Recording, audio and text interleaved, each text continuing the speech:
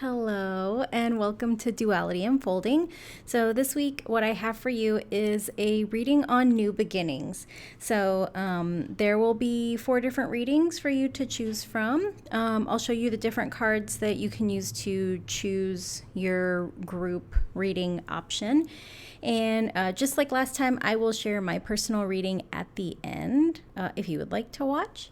So, group number 1, the card that I have for you is Ace of Pentacles. Group number 2, the card that I have for you is Ace of Cups. Group number 3, the card I have for you is Ace of Wands. And group number 4, the card I have for you is Ace of Swords. So as usual, take all the time that you need. You are welcome to watch more than one reading. But yeah, I think we can all use like a fresh start, a new beginning. 2023 has been kind of a crazy ride. So I just wanted to offer this as something kind of light and positive. And yeah, I will see you guys in the readings. Thanks for watching. Hello, group number 1. So if you chose the Ace of Pentacles, this is your reading. So I feel like this card, she kind of looks like Lady Gaga to me. I don't know why.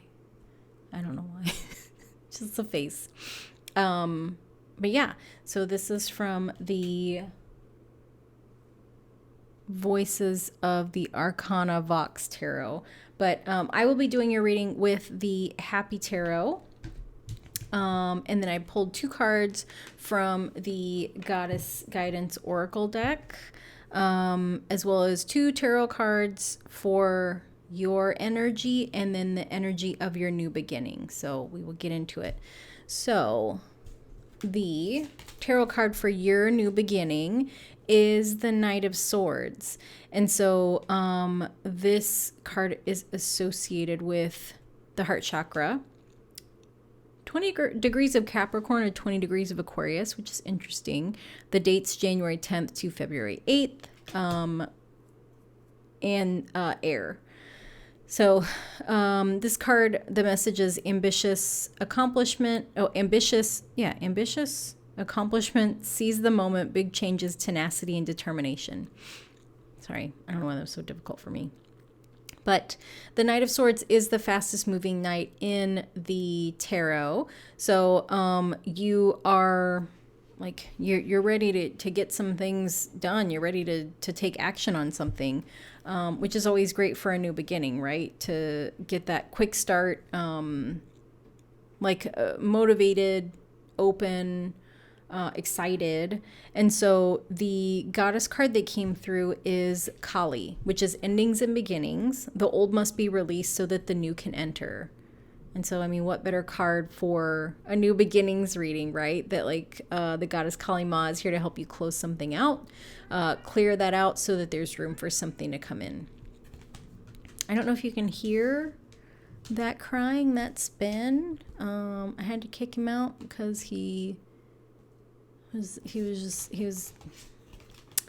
just being extra. So the energy of your new beginning is the Queen of Pentacles. So the message for this card is nurturing, healer, practical homebody, homemaker, working parent, financial provider, organized social consciousness. So the Queen of Pentacles to me is like this energy of to me it's very much connected to the Empress, and like she's able to nurture things to grow them, right? That like typically the Queen of Pentacles card has like some kind of like green around it, right? Where she's got like all this grass, she's got these beautiful flowers, like even this little rabbit here, which kind of symbolizes like quick abundance. So I feel like that's very much in tune with like your quick moving energy, that you're someone that like you might be someone that like mentally processes things really quickly, like you're a fast thinker, a fast decision maker. might talk fast.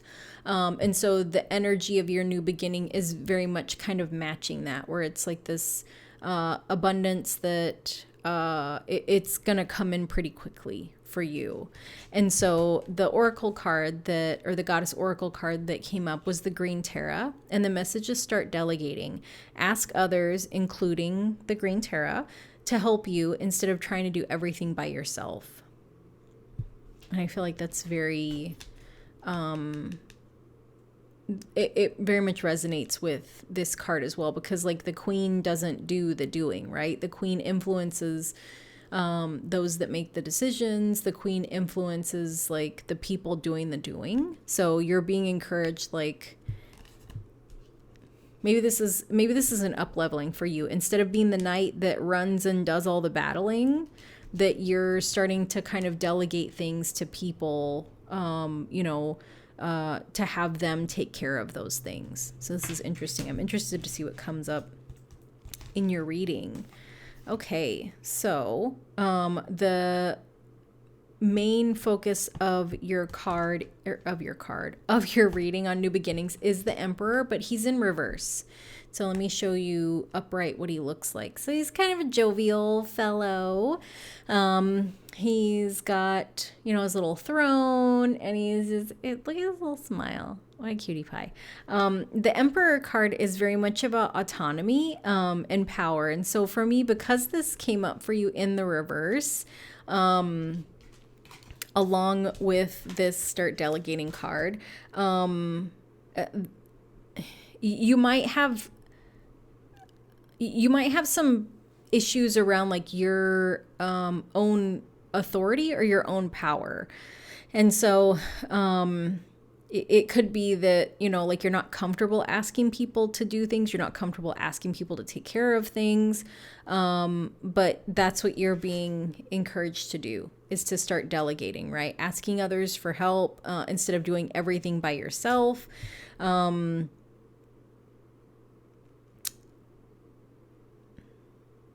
oracle card that came up is Pride. The message is I love myself and I see myself in everyone.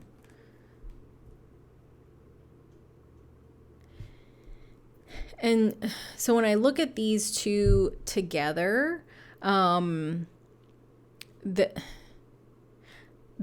Pride message is not a message that like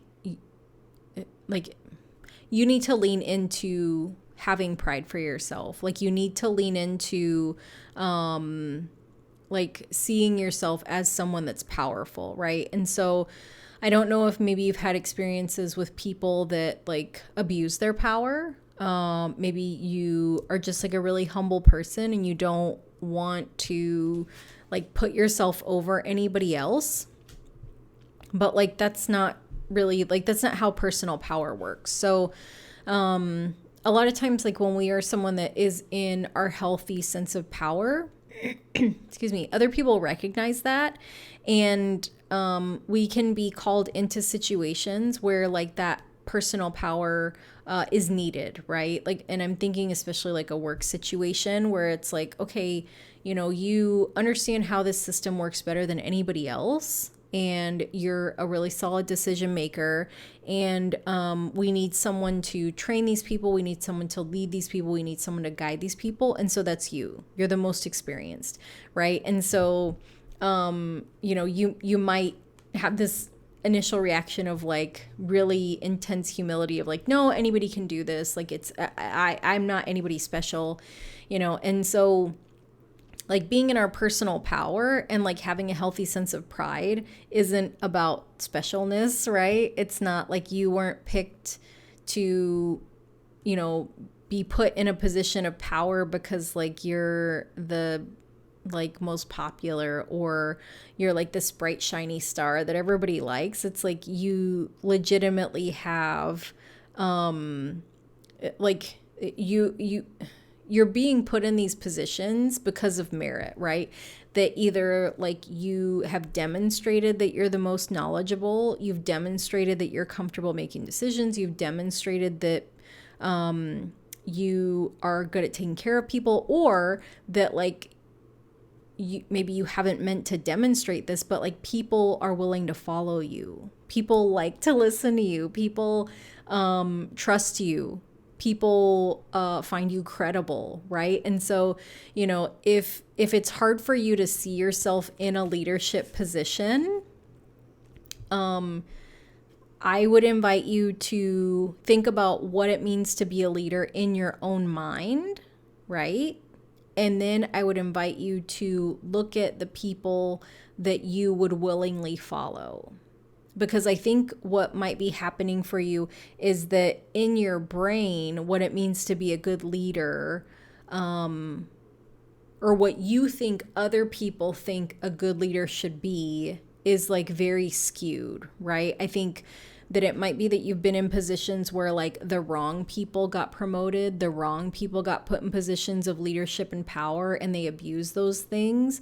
And so what you've done is you've associated those really negative examples of power and like leadership with what you think other people think leaders should be.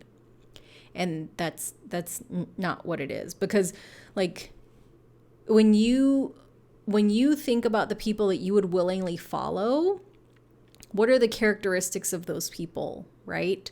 And then do you already embody those characteristics? Do you have some of them? If you've never been in a position of leadership before, but you have some of those things, then it is probably very clear to the people that you work for and the people around you that you have the capacity for leadership.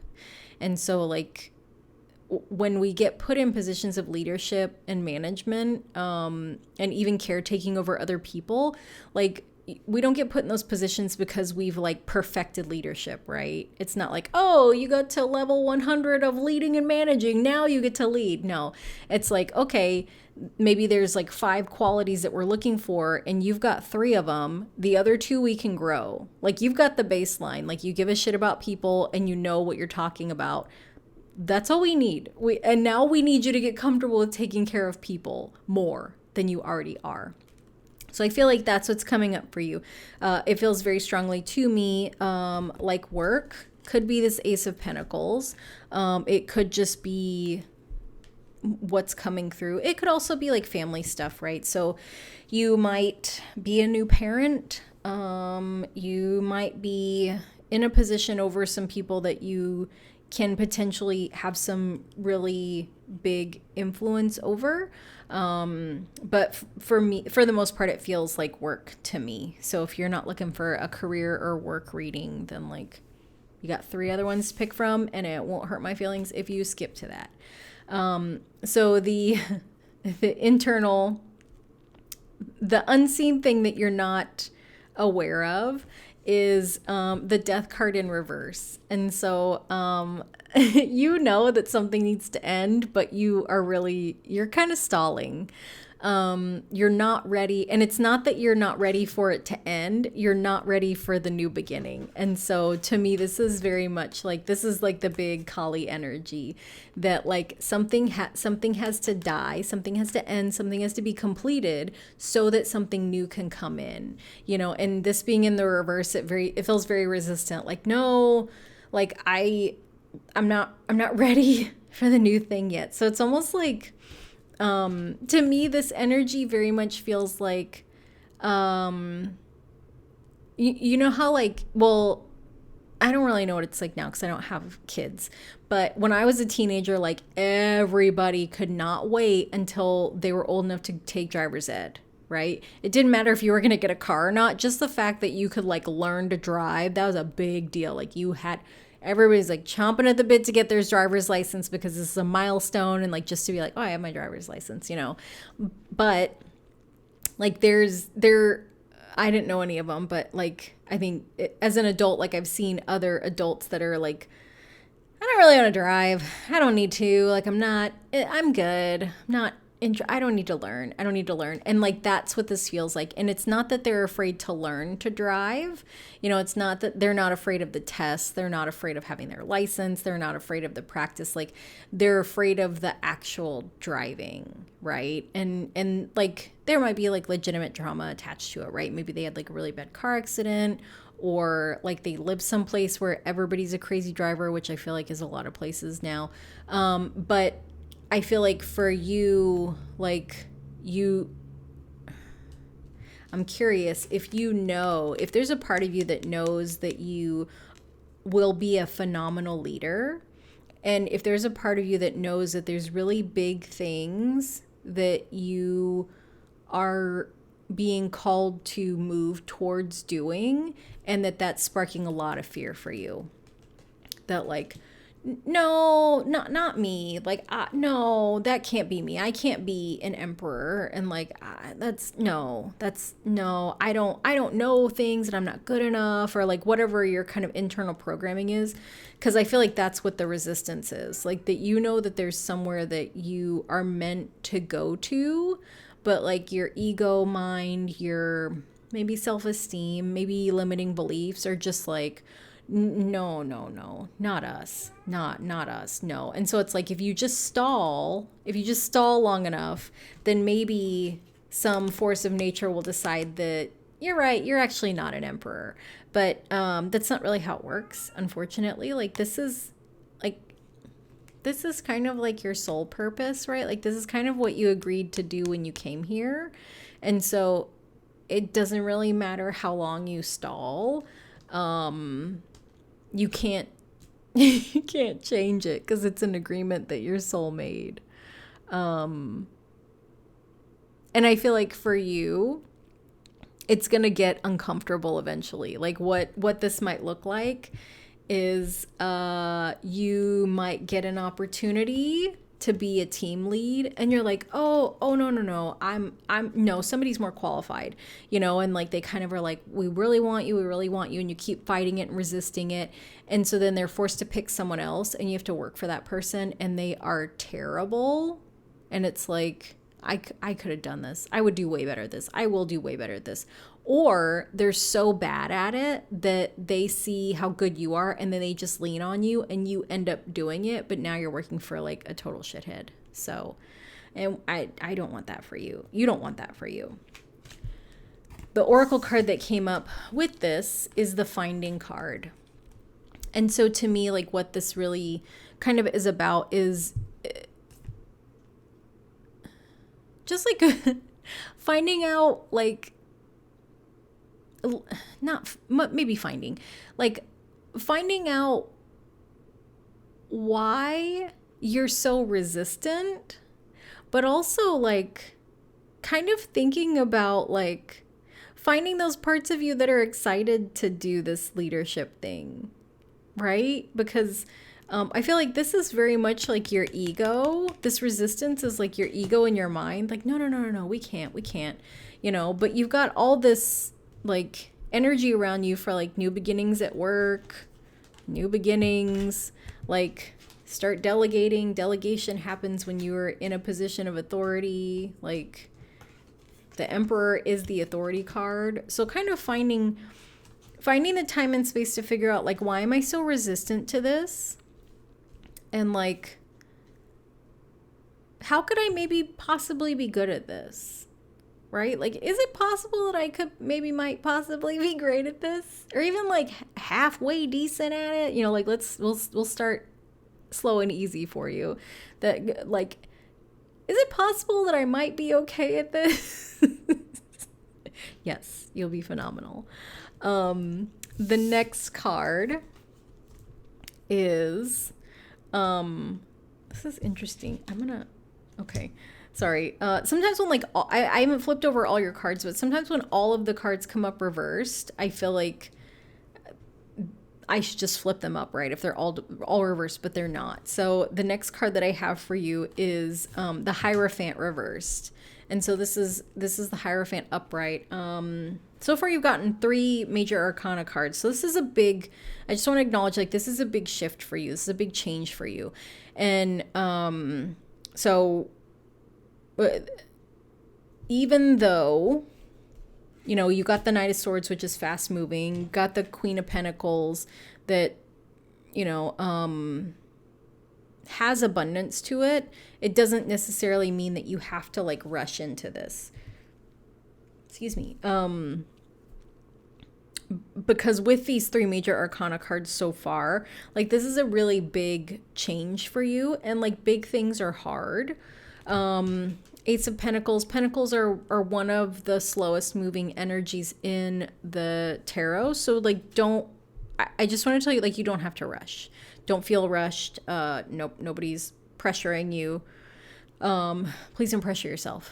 So this Hierophant card, this is another authority card, but while the Emperor is about autonomy and our sense of like personal power, the Hierophant is about like tradition, right? That, you know, in the traditional tarot, like it was very deeply rooted in like Christianity, religion, that, you know, priests, popes, you know, this person, I think is supposed to be like a pope. Like these people are these are the people of authority that know better than us, right? And so because they are wise and they are closer to God than we are, you know, we, as common folk, you know, kind of bow to their knowledge. That's to me a very traditional, outdated meaning of the card. But I think that this card really fits perfectly in your reading, because I would venture to say that you are probably someone that was taught or feels obligated to look to authority as these like larger than life figures, like people that can do no wrong. But the problem with that, which leads us to the reversal, is that a lot of people in positions of leadership, authority, public office in this current age are very messy people.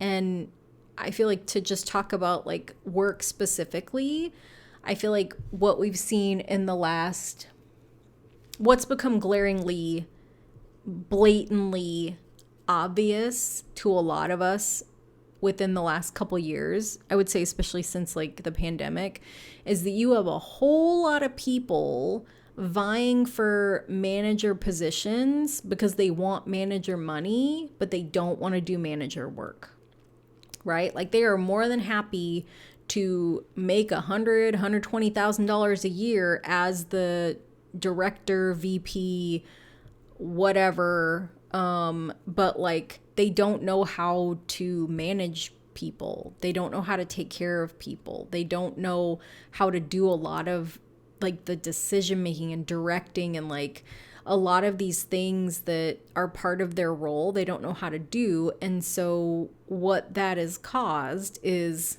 a conflict for you, right? That like, you know, that maybe you have been taught that like you respect authority, or maybe you were kind of holding the belief that the people in positions of power really cared and they wanted to do a good job and they wanted things to be better, or they wanted to improve, or like that they had the intention of like doing the things that they were getting paid for. And I think what you're seeing is that a lot of people in those positions, like they don't care, like they just did it for the money. And I think that you genuinely care, right? I think that you genuinely care about like making things better, taking care of people, like making improvements, like saving things, you know. And so I feel like this card is really coming up to kind of tell you that like the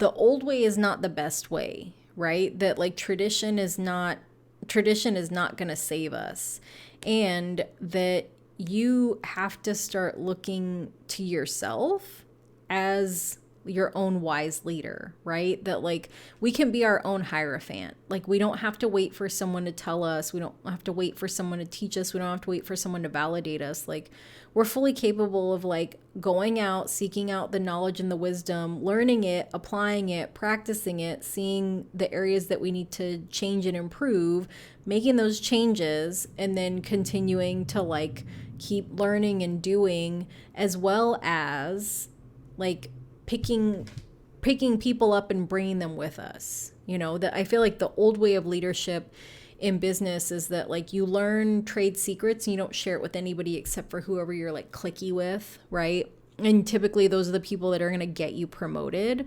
And so I feel like this new way of leading is that like your identity, your value as a person doesn't come from this role that you're in. So if you share the knowledge, if you share the wisdom that you've picked up, then you're really just making it a better place. And that makes you feel like a better person.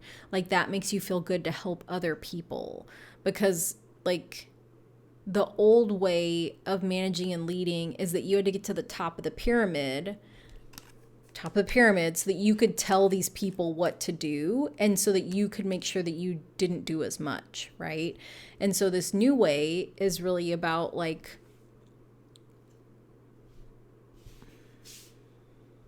managing, fixing, improving, and then delegating, right? Because we had this delegation card. So you come in to try to fix things and improve things, and then you're teaching the people that are around you, the people that are in your teams, like how to fix these things as well, so that like they can start to fix them instead of you, so that you can move on to the next problem. Because really that's what being a leader is, right? That like the leader might be confronted with like, oh, this thing's on fire, what do we do? And it's like, okay, I'm going to delegate to you, get a fire extinguisher, and then you like find something to, like, I don't know, warn everybody else and get them out of the building. And then we'll work on it here. Or maybe as the leader, you're like, once they bring the fire extinguisher, you're like, everybody get out. I will, sort this out. And you guys just point the firefighters where to go. I hope that makes sense as an analogy, but like the traditional way of leading, managing is, to you, it's garbage and you're ready to bring it in a new way. And the oracle card that came up is clarity. So I think that kind of just goes back to like you not being able to look away from how poorly the managers and leaders in your organization are like doing their job, right?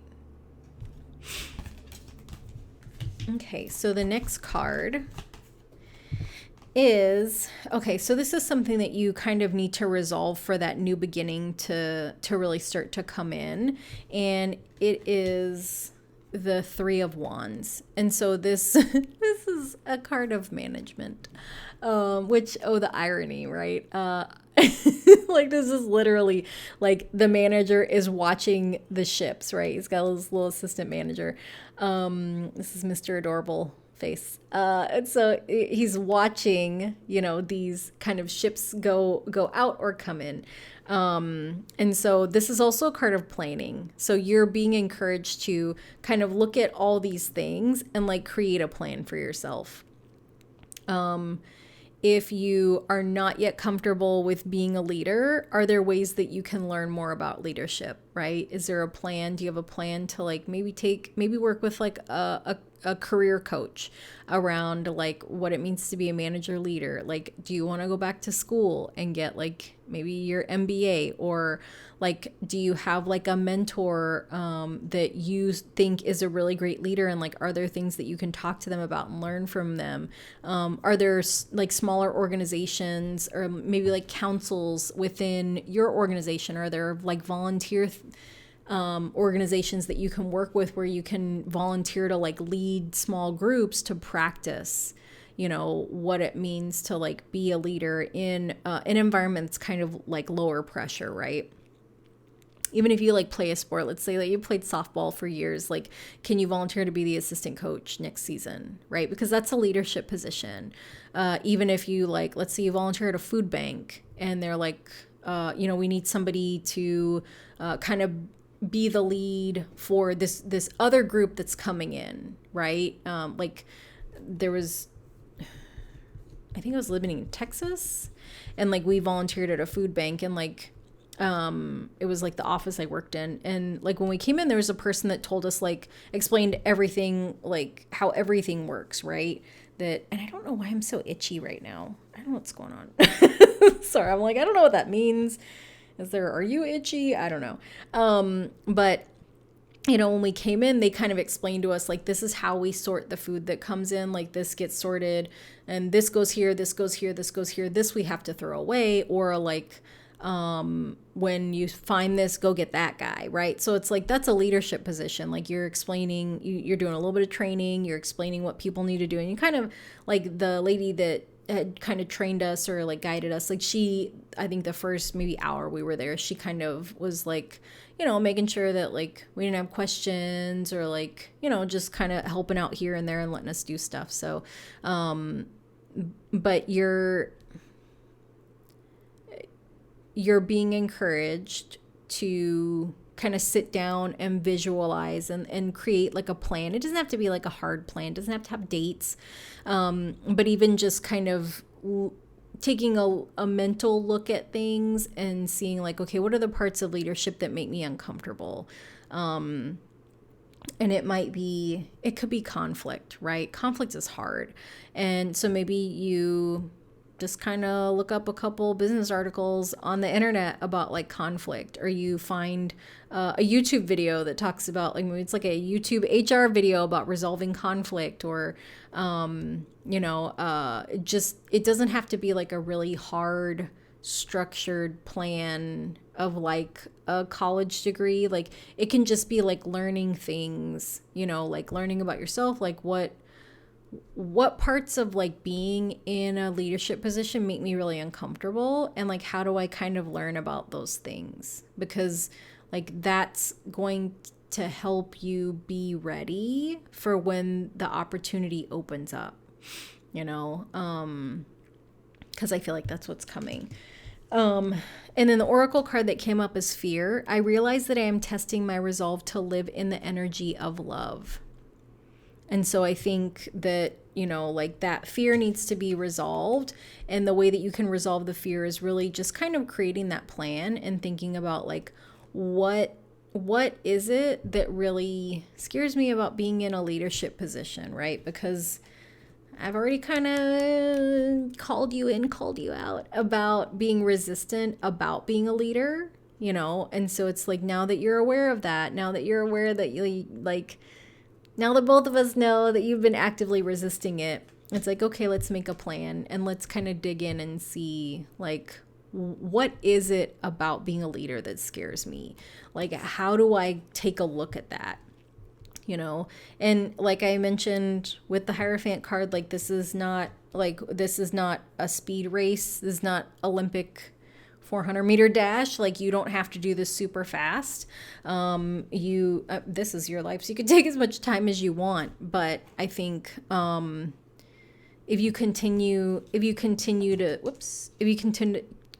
to stall and procrastinate and like dig your heels in, it's going to get more uncomfortable. But, you know, if you need a couple months to process this, that's not a problem, you know, like any small things that you can do, you know, even if it's just like, okay, once a week, I'm going to Google this and kind of just see, like, I'm going to Google confrontation at work, or like, I'm going to Google like what do people like about the people that they think are good leaders, or like maybe once a week I'm going to Google like what makes a terrible manager, right? So it's very, very gentle but deliberate, right? It's not a race.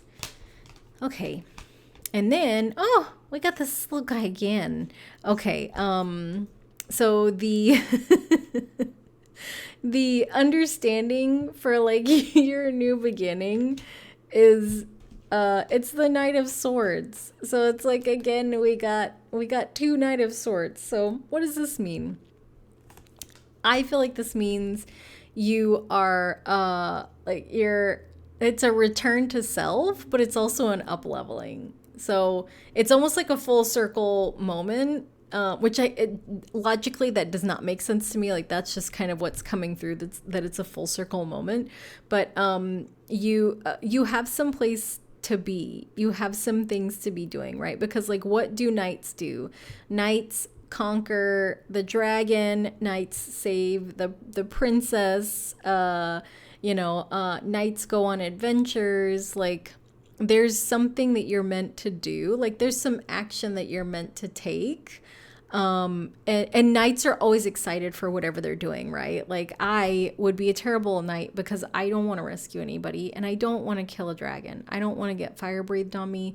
I definitely don't want to be riding a horse all over the place. No, thank you. I would be a terrible knight. But I say all that because like knights are excited for what they're doing, right? So there is this part of you that's really excited for this new journey. Like and you might not feel it right now, but like that there'll come a point where like you're really excited for this new opportunity, this new position, right? To be in a position of leadership, to like have your own team and have people that like trust you enough to ask you things, and also to have people that are happy to come to work because they know that you're there to support them. You know, like I think there's a part of you that's like really excited for this because like I can feel it. Like I feel really excited because I think that's almost like this kind of bubbliness inside your soul where it's like this kind of full circle moment is like your soul being like, fuck yeah, like we're getting closer to the thing that we wanted to do. We came here. And even like this little guy, look how excited he is. He's like, yeah. It also feels to me like this is a younger version of him, right? And so like this is the start of this journey. This is the new beginning of the journey to you like learning your power and your autonomy, which is like I feel like it's so lovely and adorable. Because it's like full circle, right? Like we started with this and we're ending with this. And then the oracle card that came up is love. I commit to the practice of seeing the good in all things. And so I feel like that's very much attached or connected with this finding card, right? Like, can you find the parts of you that might right now, the parts of you that you could see right now that might be a good leader, like that, like probably already are a good leader, like that the qualities that are already in you that match to the people that you see as good leaders, you know. And like we don't normally think of like love with career, but you know, I think in the workplace, like everybody, especially now that people are having to go back to work in office, like I think a big fear that a lot of people have is like management, right? Like shitty management, having to be back in the office with that like one shitty manager that like is just shitty. And so, you know, like having someone, being able to work for someone that just like, you know, helps you see the good in things, that like can remind you of the good in things, like that's really powerful, that you know is working for the good in things instead of just like trying to make sure that they get their paycheck and like screw everybody else. Like I feel like this is really powerful. So just want to show you this little guy again, this little horse, so stinking cute. So group number 1, that has been your reading.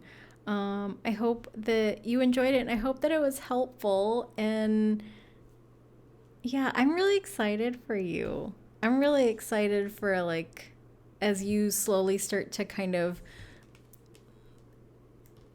consider, you know, some things and like are open to like learning about some things. And then I'm like especially excited for when this position comes up, that, you know, for you to be able to take on a leadership role, like when you get invited to do that, because I think it's going to be just really lovely. Yeah. So group number 1, that was your reading. And I just want to say thank you so much for watching, and I will see you next time. Bye. Hello, group number 2. So if you chose this Ace of Cups card, this is your reading. So I have pulled tarot cards for you from this Desert Illuminations deck, and then 2 oracle cards from this Archangel Animal Oracle deck. So The first two cards I have for you are one tarot and oracle card for your energy, and then one tarot and oracle card for the energy of your new beginning. So okay, so the card for your energy is this Knight of Wands card, which is associated with passion, energetic, bravery, fearless, confident, adventure, hero, rebellious, inspired action. So knights are pretty quick moving. Knight of Wands is one of the faster moving cards. And so wands are about action, spirituality, kind of the physical, and knights are about taking action. So this is fast moving action. The oracle card that came up is Deer. The message is trust in the support of the universe, and the archangels associated with this card are Michael and Faith. Okay, so part of your new beginning might be taking some quick action that it kind of has the Fool energy. You know, the trusting the universe, like is the part of the Fool card where like he's stepping off the cliff. It looks like he's stepping off the cliff, like we as the observer can't see, and he's not looking down either, you know. So the Fool is just taking that action, like the Knight of Wands, taking the action, taking the step, and not needing to be guaranteed that there is ground under his feet, because he trusts that the universe will catch him if there is nothing there. So that's your energy. The energy of your new beginning is the Hermit card. And so the message of the Hermit card is self-reflection, introspection, enlightenment, spiritual contemplation, and then receiving or giving guidance. So this Hermit card is very intentional, slow-moving, inward. And so like that aligns with like that trusting the universe. Like we have to be still and quiet to hear from the universe, you know, so we kind of have to go inward to create that sense of quiet stillness for ourselves. But, you know, this is the energy of your new beginning. Very intentional, deliberate, not like this is a journey, right? The Hermit, like the Hermit phase isn't like popping out to the corner star and coming back, you know, like the Hermit phase can be a little bit longer, right? Like kind of like a marathon, that like you don't just like start a marathon without any like planning or preparation. It's like you're going into it and it's very deliberate. The oracle card that came up is Tiger. Accept your magnificence, and it's associated with Archangel Raphael. So with both these cards, there's some darkness, right? That like the Hermit is walking in the dark of the night, even though it's kind of blue here. And then there's a light. The Hermit's holding the light. This Tiger has, you know, the evening sky and then the light behind it.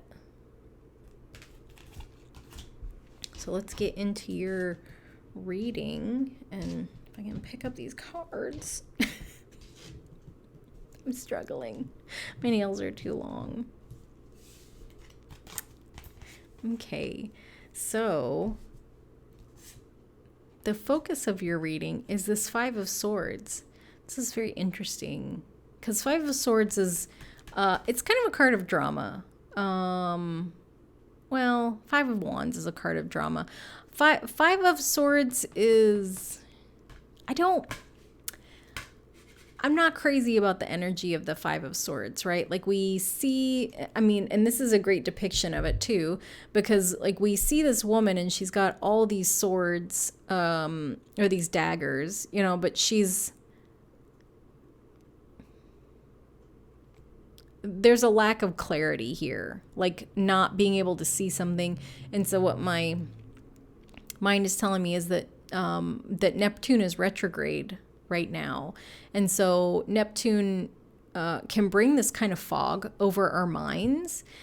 And like what it feels like is that you're not able to see things clearly. The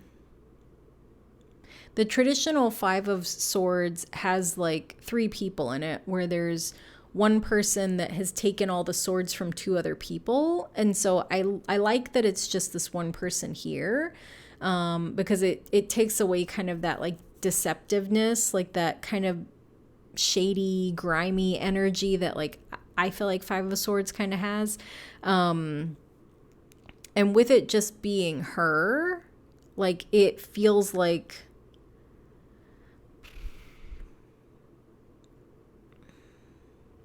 I don't know how to say this, because I kind of, the message is coming in, but like for me personally, I don't necessarily agree with it, but I'm just going to say it. Sometimes we can't be the only authority on things, right? Like sometimes we don't know best. And so with the eye patch being covered, with her facing away from the bullseye about to throw the knife, just because we can nail it once doesn't mean that we can nail it every time, right? So just because she threw it once and hit the bullseye, well, actually she didn't. She's off the mark. I just see that now. So, you're not seeing things clearly is what it feels like what's really loud. And I'm feeling some, I don't like it. I'm feeling some deception around something. I don't like that for you. I don't like that for anybody. So this could be that you're aware of what's happening and you might be in denial. And I say that with the least judgment, because we've all been there. I've been there. So you might be in denial of something that you're seeing. You might not be ready to accept it. Like you might see it and just be like, not ready. Like no, not dealing with that right now. Or you just might not be seeing something clearly. The oracle card that came up is family. So you could have a family thing that you're not seeing things very clearly around. There could be a family issue that you don't want to look at, which I get that too. Yeah.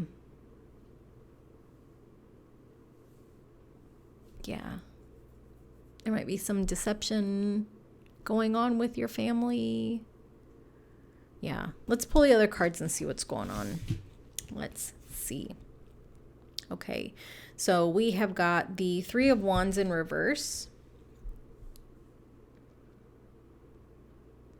And so Three of Wands, when it's upright, it's a card of kind of observation, planning, management, overseeing something. To me, what this feels like is this is a threshold card, right? Like she's on the threshold of starting something new, or he. Well, I'm assuming it could be either one.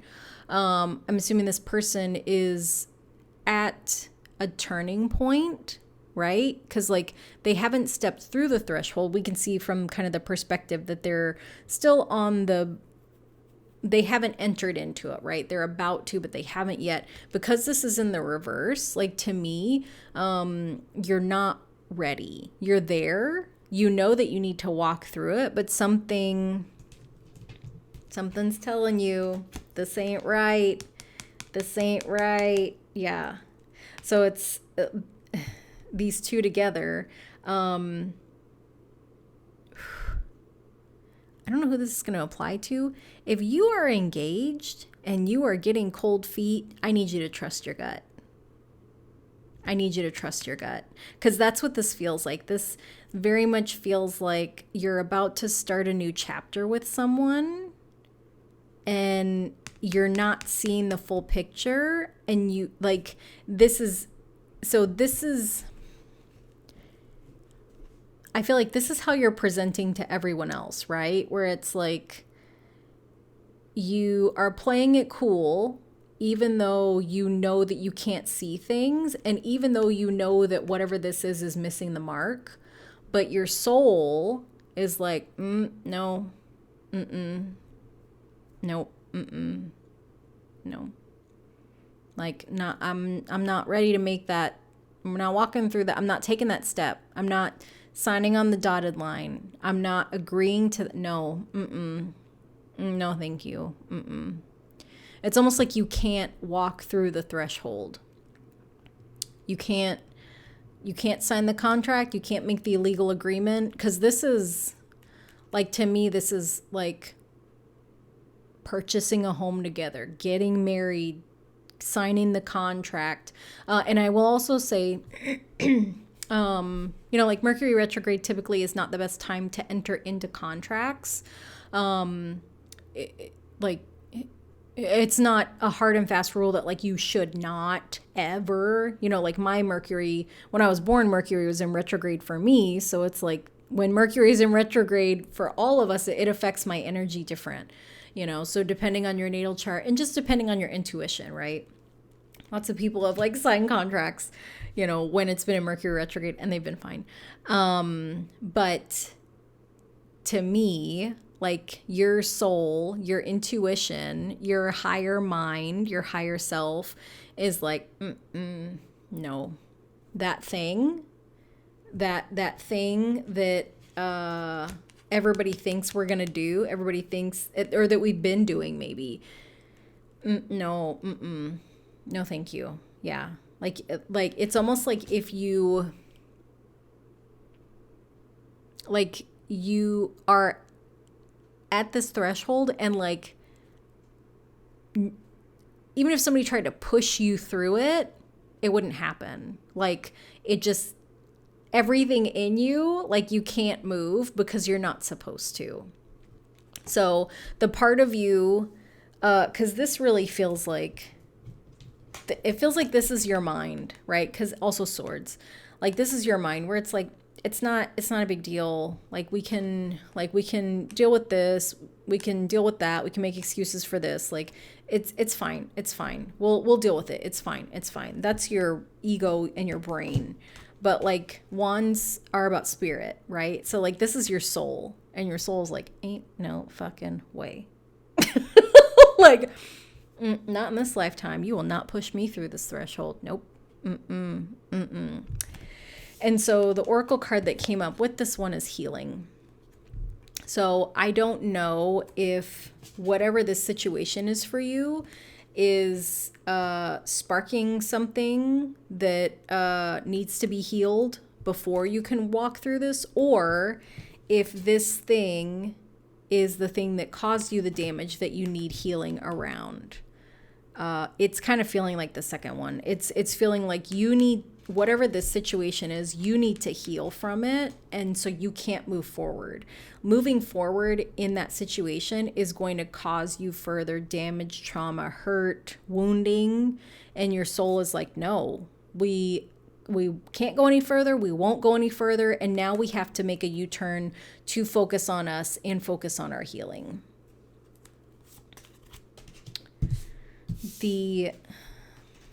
And with the cups, the Ace of Cups, like this can be a romantic relationship. It can be, we've got this family card here. This could be some family stuff. But, cups are about love and emotions. So, and typically like love and emotions have to do with relationships.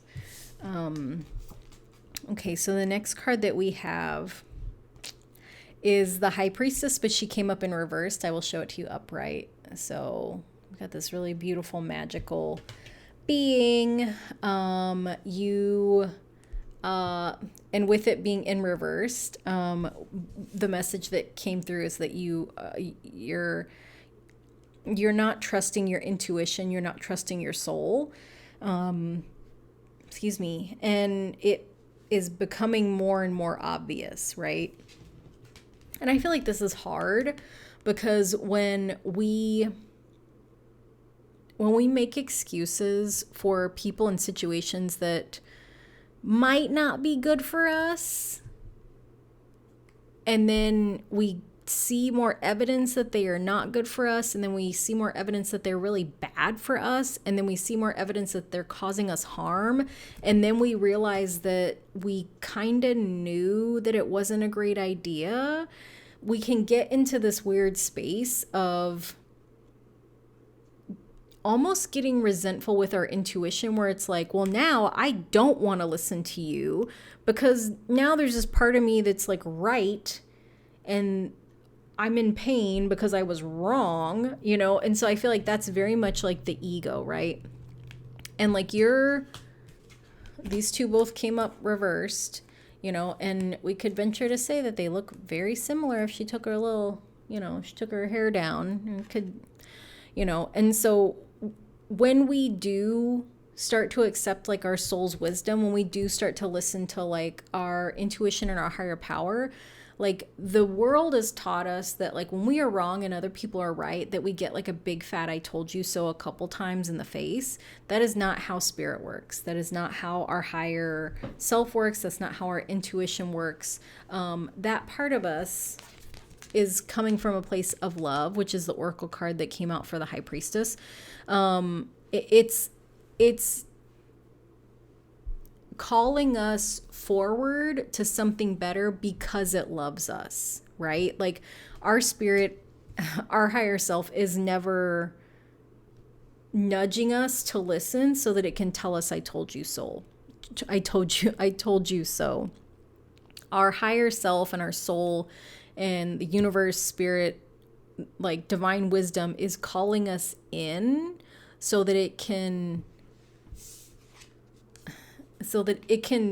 turn us towards healing, so that it can shower us with love to say, hey, that this thing is not for you because you deserve so much better. This, you know, this thing might have been a lesson. This thing was probably temporary, but like this thing is hurting you. And I want you to love you as deeply as I do. And so I need you to turn around. I need you to take a step back. I need you to let it go. I need you to stop, to not, you know, and like that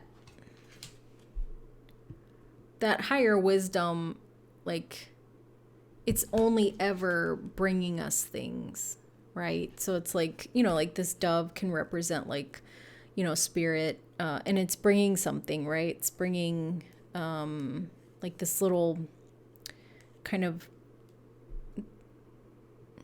element of like sanctification to the things that we're kind of bringing into us, right? That we're consuming. Like this dove is bringing this little, you know, like this little wafer, right, to put into the water, and like the ceremony of that, right? The ceremony of taking communion is to sanctify, to purify us, you know, from whatever sin that like we've confessed to, or that we've acknowledged that like, this, you're right. I don't want to do this thing anymore.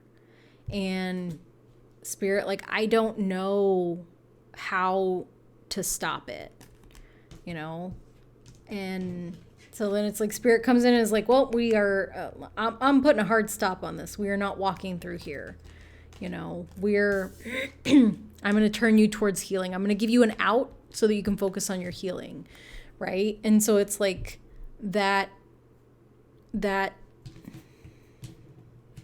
love, that care that comes in from the divine to us, you know, it's almost like a fortification in a way that like, you know, like I'm gonna shower you and bless you with all this like love and support so that you can do this for you, because the people around you are not going to understand it.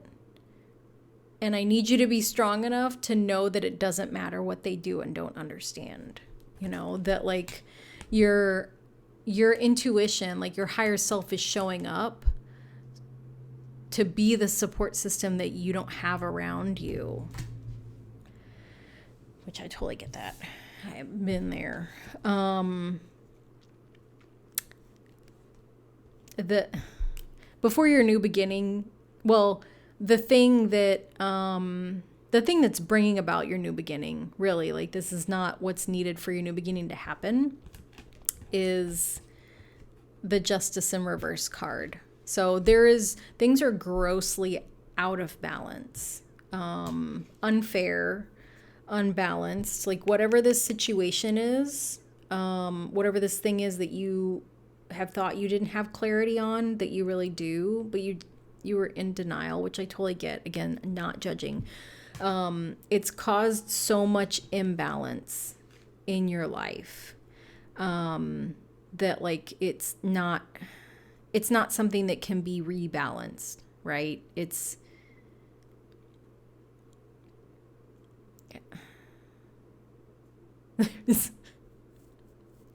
There's a movie, I can't remember what movie it is, but there's this character, like they have something happen in this movie.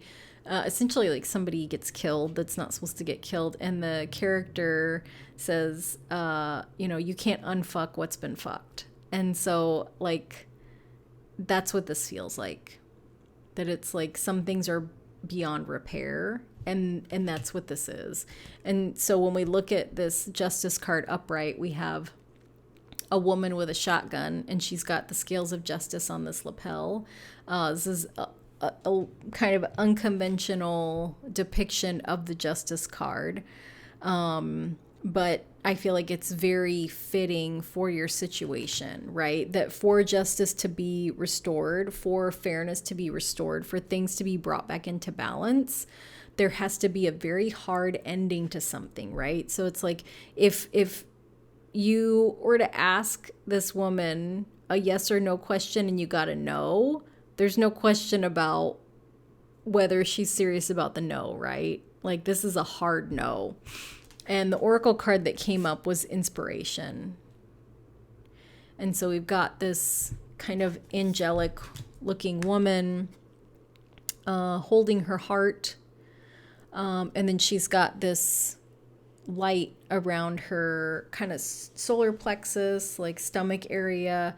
And to me, like this is like finding that light within yourself, right? Like knowing, finding your own guiding light and accepting your magnificence, right? This very bright, glowing, very much matches.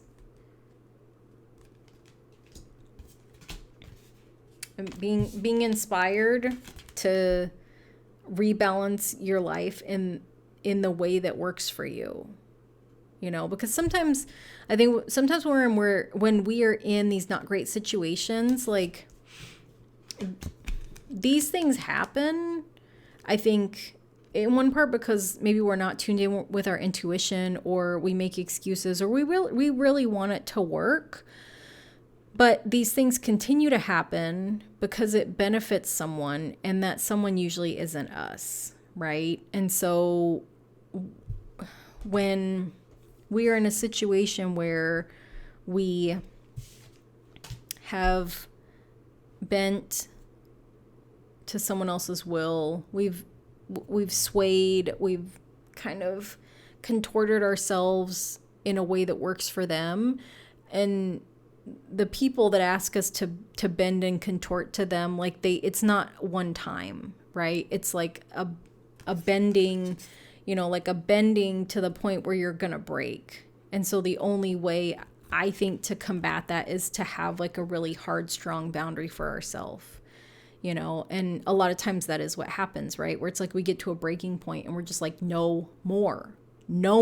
Like I am done. Like I am all the way done. Like get your shit and get the fuck out. Or, I will take my shit and I'm leaving and I'm not ever coming back. So, you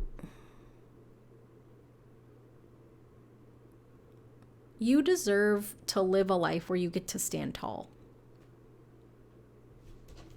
Yeah. You deserve a life where you get to stand tall. You don't have to bend and fold yourself for love, for other people, for acceptance, for whatever has come up. A lot of reversals. I think the first card was the only one that didn't come up reversed. So the understanding for all of this is the Queen of Chilies in the reverse. Pull her upright. This is the Queen of Wands. And so the understanding around all of this is that, you know, you unfortunately had the best intentions and you gave your power away to the wrong people. That's why this was in the reversed. That like this new beginning, you know, because we want to figure out a way. We always want to find a way to get the card upright. Especially when it's a card like this, you know, and like the High Priestess and the Major Arcana cards.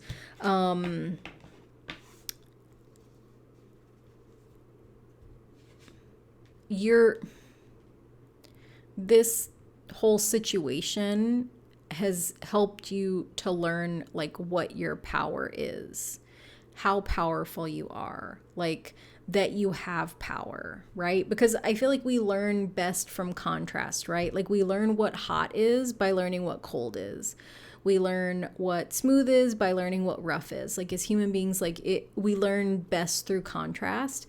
And so I think for you, like being in a situation where you had all your power taken away, because you accidentally gave some power to the wrong person and they just kept taking to the point that, you know, like it kind of had you all twisted up and flipped around and you lost your sense of self. That now that you like, you're going to come to this breaking point. And when you get to that breaking point, once you move past it, once you step away from the threshold and turn around and do that healing, you know, once you decide that like, I'm done, like that's the pivot point when you will go from being like a Knight of Wands and elevating up to a Queen of Wands. That like, that's when you like, this is the Oracle card that came up. Like this whole situation is happening for you to be able to learn how to trust yourself. And I feel like when you go through the lesson, I don't know if everybody goes through this, but I went through it. So I definitely like empathize with this, and like my heart absolutely goes out to you. Like when you go through this lesson of self-betrayal, and you really learn how to trust yourself and you learn how to identify like all the times before that you had betrayed yourself and all the times that you should have trusted yourself that you didn't. Once you come through that and you know your power, like that's a one and done. Like that is a one and done. So this is a very significant, you know, the last three cards that you had, or the last two cards that you had, the Justice and High Priestess, and then even the energy of this, like Hermit, Justice, and High Priestess, those are all Major Arcana cards. So this is like a big character arc. This is a big life shift for you, right? And so like while this, I feel like this does have to do with emotions and relationships, whether it's intimate, friends, family. Like this is a very significant relationship that this has to do with. But like once you get to that point where like you're done and you give yourself the time to kind of heal from this, like you'll look back on this in maybe like 3 to 6 months and realize like, wow, I am totally different.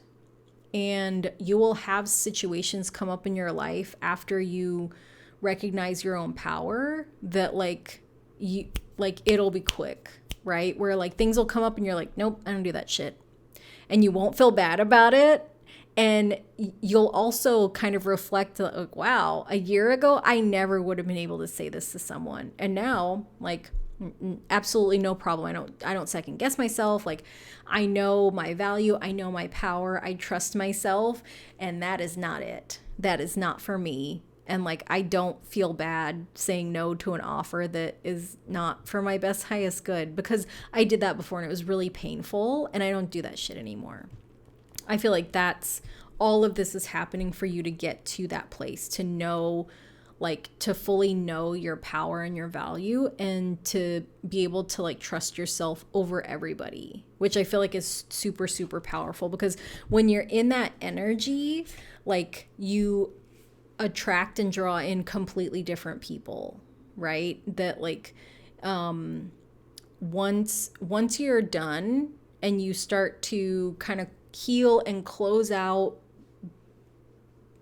those chapters around like whatever this is, because it's there's, for some reason I'm seeing like pieces, like I keep doing this, but it's like in my mind there's like, it's like a flow chart where it's like, if this, then this, and then this, and then this, or maybe like a to-do list almost. It's like, once you're getting rid of those things, and like once that's done and you're here, like, it just changes everything. Like, it just shifts everything. And it's just like the hermit's journey. Like, when like the hermit starts the journey and it's very slow, and the steps are deliberate, even though he kind of doesn't know where he's going, right? And it's really not the destination, right? He's just taking the steps because he's got somewhere he needs to go. It's an inward journey. It's a very personal, intimate journey. It's kind of through the dark. He's got his lantern, can't see a whole lot, but we're just taking the steps. We're doing what we can. And eventually, like, he gets to this place where it's the end of the journey, where he realizes that he is the star, right? The star card. The star is what is inside of this lantern that he's been carrying with him, right? He's going through this kind of unfolding process of like realizing like, oh, I am the magic. It's not that I have this magic, like I am the magic. And that like my magic is, you know, is this thing, and it has this power, and my magic is different than everybody else's. Like, everyone has their own magic, but like mine is unique to me, and mine has value, and mine is special, just like yours has value and yours is special. But it's like, once I recognize the unique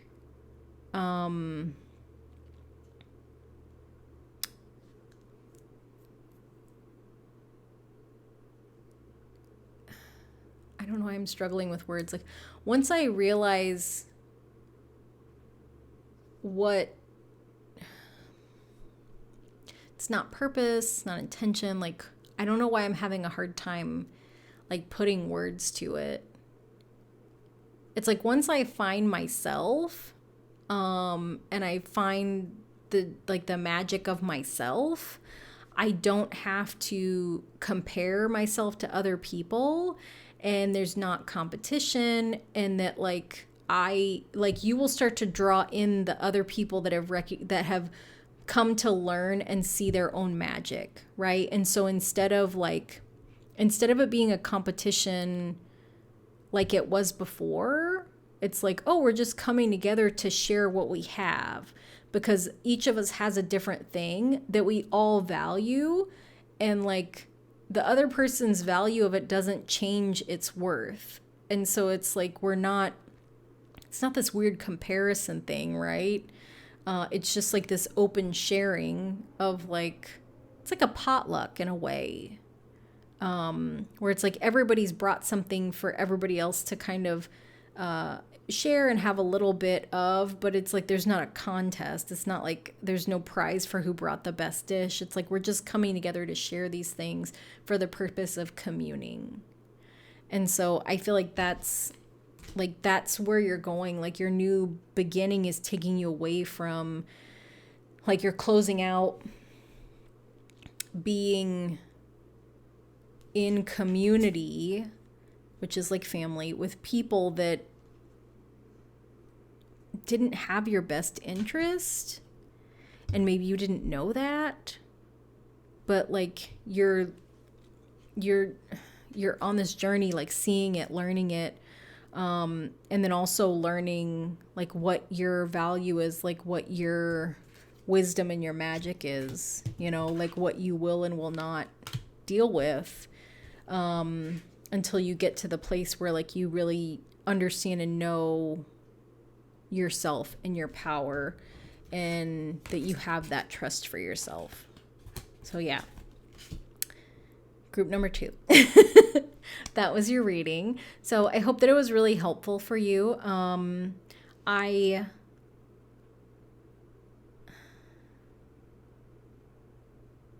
want to invite you to be extra gentle and kind with yourself as you're moving through this. Because like I said, like this is a lot.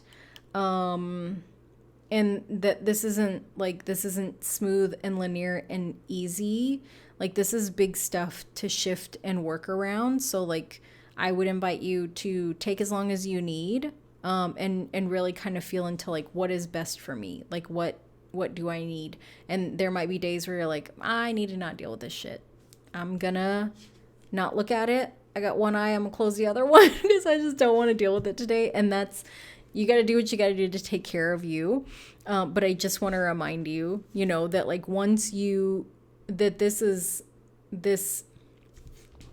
is what is waiting for you when you are ready for your new beginning. Yeah. So group number 2, thank you so much for watching, and I will see you next time. Bye. Hello, group number 3. So if you chose this Ace of Wands card, this is your reading.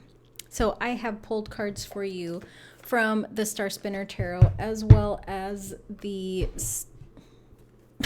Starseed Oracle. And I've got 2 tarot and oracle cards for you that I'll show you. The first one is your energy, and then the second one is the energy of your new beginning. So the card that represents your energy is the King of Swords. So this card can represent an astute man, authority and power, high standards, mental clarity, morally upright, justice, honesty, and truth. So I'm not crazy about like attaching gender to tarot cards. So I feel like the King of Swords energy is very much like an energy of somebody that super independent. Like they don't really need anybody else to do the things that they want to do. Like definitely like masculine energy, like comfortable making decisions, comfortable being assertive, strong mind, like strong will,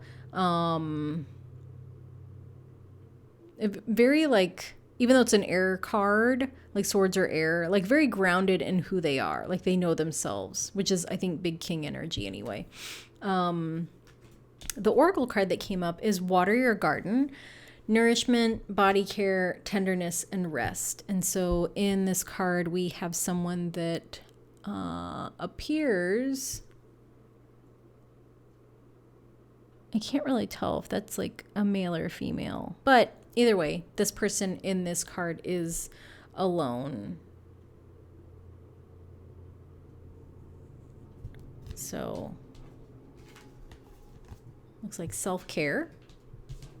Might be encouraged to do some self-care. The card of the new beginning that's coming in for you is the Ace of Cups. And so this card is joy, new lover, feelings, emotional awakening, fulfillment, personal growth, compassion, and creativity. So it's a lovely card. Aces are new beginnings. Cups is emotions, love, relationships, connections. The oracle card that came up is I Remember. Soul plan, the fated life versus the destiny life. And so this is your card. What I was looking at is like this kind of spirit hand on her shoulder. She's also got this water here, and it almost looks like she could be sitting in a cup. So it's very interesting. So I feel like this message is interesting because I know I keep saying interesting a lot. I think everything's interesting. in like a legitimate way. Like it is interesting to me. But this message of the fated life versus the destiny life. So fate is, I feel like fate and destiny kind of like a lot of people think that they're interchangeable, but I don't feel like they are. I feel like fate is, like something that will happen that we don't have any choice over. So if you believe in fate, it's like fate versus free will. Like, fate is like fate is destined to happen, which like that I don't agree, because I think that destiny is, I feel like fate is all the parts have been mapped out. Like it's a movie that's already been recorded, edited, and released. Like we can't change it, like it's a complete piece. But I feel like destiny is much more aligned with free will, right? That like destiny, it gives us more like opportunities and chances to carve the path that we are choosing. And so it feels like, to me, this kind of feels like a card of like second chances with relationships, where like you might have believed that you were fated to marry someone, you were fated to have this relationship, you were fated to do this. And since it didn't happen, that means it will never happen. And I don't feel like that's true. I feel like your story's not over, is definitely how it feels, right? Okay, so the card that came up as the focus is the Justice card. And so this card came up in the reverse, but like, what does this image mean? Reverse, so I'm showing it to you upright. But to me, like Justice reverse means that things are out of balance, that there's an imbalance, something is not, it's not the way that it should be, and should, I feel like is subjective, but I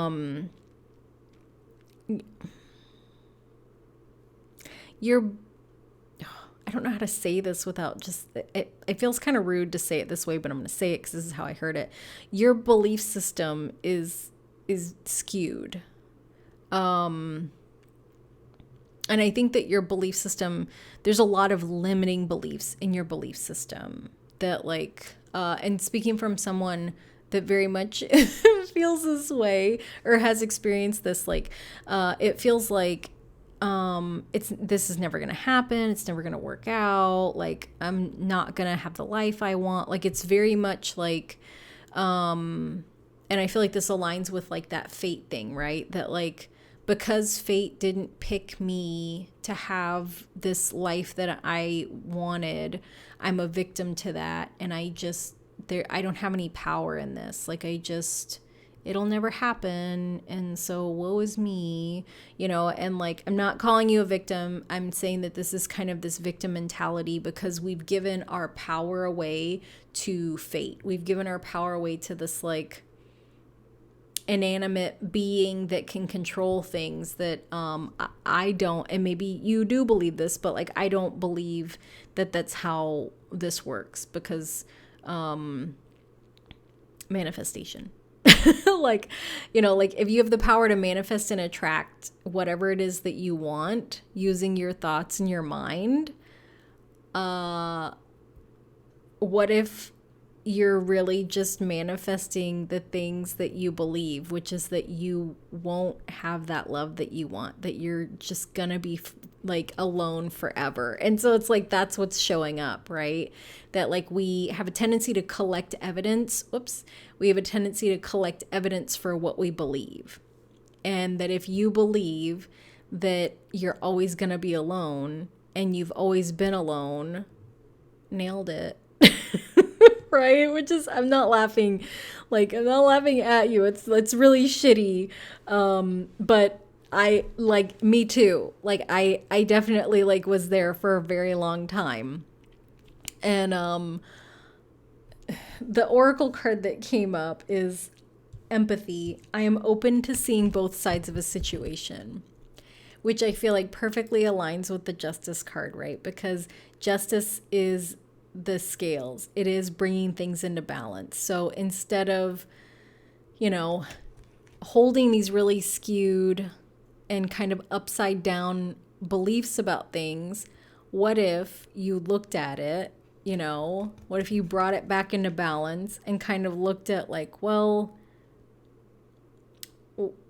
what if this isn't the end of my story? Like, what if I do open myself up to love in a new relationship? Like, what if I do open myself up to the possibility that like I could have XYZ that I thought I couldn't? And like, once we start to open ourselves up to those things, like, it allows our brains and our hearts to kind of see that there's more out there than what we originally thought, right? So what you might start to see is that like,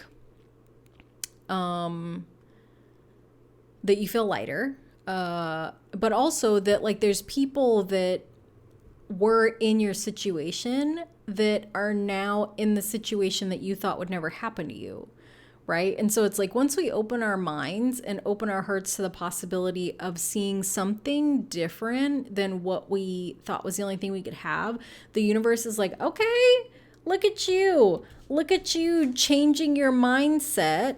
Let me bring some stuff in. Let me bring in a little new beginning that it might not be like your happily ever after comes in, but it might be like, that you find out secondhand from someone that like, oh yeah, such and such, and like they were in this situation and they thought that they were never going to get married, and like they actually met somebody really amazing, and like this person is like what they've really been looking for, and it's like, oh, well, how'd that happen? It's like, well, like they said they just did this. And so it's like, I could do that. Like, that's not impossible to do. Like, that's not hard. I could do that. And so it's like, once we open our minds to the possibility of like, well, what if this did work? Or what if this good thing did happen to me? That like, it starts to come in. Like, it opens our brains up to accepting that information. Because like, when we have mentally decided that there's only one way to do things, like it kind of creates this like tunnel vision for our brain that our brain doesn't want to allow in this evidence. I mean, that's how belief systems work. That like when we believe something, then our brain is like, yep, that's the only way it is. And anything that comes in, it's like blinders on a horse where it's like, nope, don't see that. But when we take the blinders away and we're like, well, what if what I believed about myself is not true? Like, what if maybe I'm a great catch? And like, what if someone would love to like take me on a date? What if that, right? And then we kind of start to see things where it's like, oh, okay, there is evidence, that like, oh, okay. So absolutely encourage you to take a look at those beliefs that you have, and maybe try to like kind of flip them a little bit. If flipping them on a 180 is too hard, maybe like a flip, like maybe just tilting them 20 degrees, just little bit by little bit till we get to that 180. And the next card that came up is the Fool. And so this is in reverse, but I'm going to show it to you upright again. I'm going to look at all these cards. I want to see if everybody's reversed, because if everybody's reversed, then okay, nope, those are the only two reversals, which is totally fine. So we got this Fool, and this is not a traditional Fool. Typically, like the Fool is getting ready to take a step forward, but this guy, he's kind of in the fetal position, like he's not ready to go anywhere, which is not typical of the Fool. So with it being in the reverse, I would normally say a Fool in reverse is hesitance about moving forward. But I think for you, like you're ready. You're ready to uncurl yourself from this little kind of protective ball fetal position that you've been in. Maybe you've been nurturing like some hurt, right? Maybe you've been doing some healing. Maybe you kind of been in a contracted, protective energy for a while because that's what you needed, and like totally get that. No judgment here. I'm not here to judge anybody. And that, you're ready to kind of start opening up some more. You're ready to to stand up to take that next step on the new journey, because this is a new beginnings reading, and the Fool card is about new beginnings. It's the 0 card, it's the start of the major arcana. So this is the start of the journey. So you're ready. Like you're ready. And the Oracle card that came up is confidence, which, I mean, we love that, right? What else do you need when you're starting a new journey? What else do you need when you're changing your mindset around something but to be confident? And yeah, I love it. The next card that came up was not reversed. And this is the Chariot. And so what this tells me is that, like, this new beginning is going to happen pretty quickly. The Chariot, I like how there's the little cats. Oh my gosh. The Chariot is, to me, the Chariot is the Uber, or the universe's Uber. So the Chariot comes to pick us up and take us somewhere. And it takes us there like really quickly. Like there's not a lot of work that we have to do, right? Like you just plug in the address where you are, where you want to go. The Uber comes and gets you.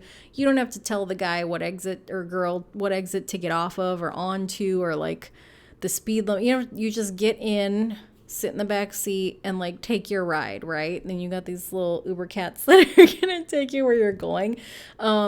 This card to me feels like it's very much like up in the air. So to me, it kind of reminds me of like when I think of speed, right? Like that typically, like the depiction of the Chariot is on land, but like in the air makes me think of airplanes, which is much faster than traveling by car or on foot. So I feel like this is going to be like super fast. Like this new beginning, once you are able to shift those beliefs, and like open up to the possibility of new things, like you're just going to take off. And the Oracle card that came up is Success. I know that there is no greater goal than to love. So this, and then this Ace of Cups, like this, you are going. You're going wherever it is that you're going. It's going to be successful. It's going to be prosperous, abundant, positive. It's going to be, you have a good time. You're going to have a good time. Next is the Two of Pentacles. And so this, like, your new beginning is ready to come in really quickly, but there's some things that you have to let go of. And so to me, with her, she's doing the juggling. She's got her eyes closed, kind of looking down, like she's really in this contemplative kind of mindset perspective, right? Very much in her head. Even though Pentacles are not a card of the mind, this to me very much feels like the mind.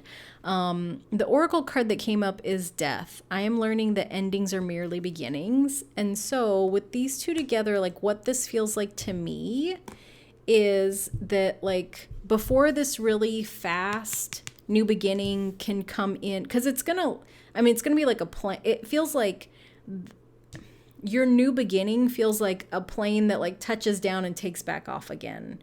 Like it's, I don't know how to explain that. It's just what I'm seeing is like down and back up.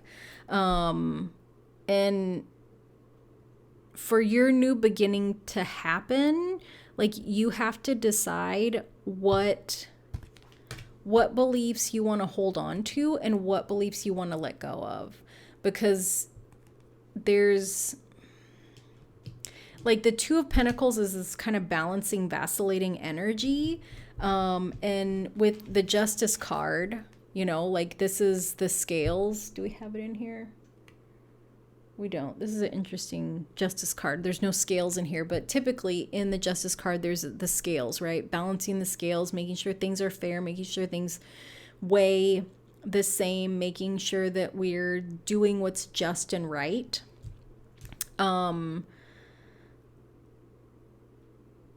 But to me, like, this is very much like with the sword, like planting the sword, like this, it's making a decision. Like you gotta make a decision what you want to believe, and so needing to resolve those beliefs, those thoughts that you're kind of in between on, where it's like, I deserve all the good things, but the good things never come. Like, you know what I mean? And I feel like we all kind of struggle with this, right? And especially like with your energy being the King of Swords, this swords mind energy, kind of mindset, that maybe you're changing your beliefs and you're changing your mindset, right? And you're kind of figuring out like, do I really believe this thing that I thought I believed? Or like, do I believe this instead? You know? And that like, whatever beliefs you let go of, just understanding that the things that you release are making way for new beginnings. And so it's not to say that you have to let go of everything, right? Like you don't have to dump all your beliefs and like try to pick up new ones, you know, but like really evaluating. So it's kind of like, it's like you're Marie Kondoing your mindset and your belief system, right? What brings me joy? Does it bring me joy to feel like I'm never gonna meet someone that can love me the way I want to be loved? No. That does not bring me joy. I'm going to release that, you know. Or does it bring me joy to believe that dating might be fun? Yeah, that brings me joy. I'm going to keep that. So I feel like that's the energy that like you're going to have to do some kind of mental housekeeping, some mental purging, right? And as you let go of those things that don't bring you joy and happiness, that'll be moving you closer to that Uber from the universe that's going to pick you up and take you to your new beginning. And so the understanding around all of this, I'm going to show you both of them together, is the Ace of Swords, right? And I have to show you both of them because they look very similar imagery. Manifestation, Ace of Swords. Aces are new beginnings. Swords is around mind, communication, thought, mindset, and then manifestation. Like we manifest the things that we think, right? Just like I had talked about in the beginning. Your like your new beginning, like all of this, like the reason that your new beginning can happen so quickly is that you're going to really understand what it means to manifest things, and you're going to understand how powerful of a manifester that you are, right? Because as the King of Swords, like kings know their power, they know their abilities, like they've kind of mastered things, right? You don't like becoming a king is a process, like it's very intentional. You don't trip and fall into being a king. Well, maybe you do, I don't know, but the energy of the king is, you know, like that authority, power, high standards, mental clarity. Oh, and it also says justice in there, which is this justice card, right? So like your energy is already naturally attuned to this, but some things happened that like you got, you know, your calibration, your mental calibration got off, shifted, affected. You know, I think with like this Fool card in reverse, like I think there was maybe like some hurtful things that happened and you kind of had to go inward and heal, and whatever the thing was that happened, it affected like your mindset and your belief system. And so you kind of forgot who the fuck you were. And it happens to the best of us.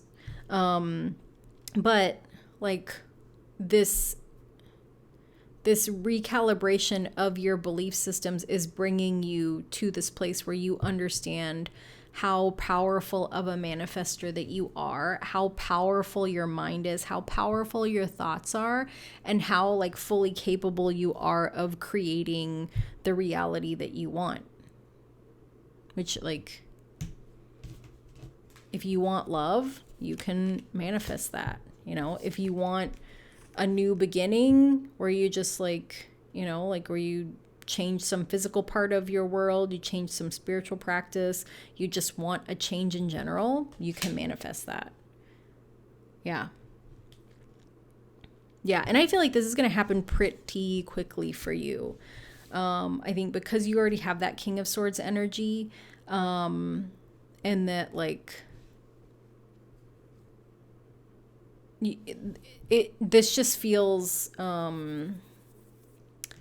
it like some of the other readings, like they felt like really, really big life changes. Like I feel like this, to me, like yours feels like you kind of got off the beaten path a little bit, and now you're making your way back to where you wanted to be, like the direction you wanted to be moving in, that you were moving in already.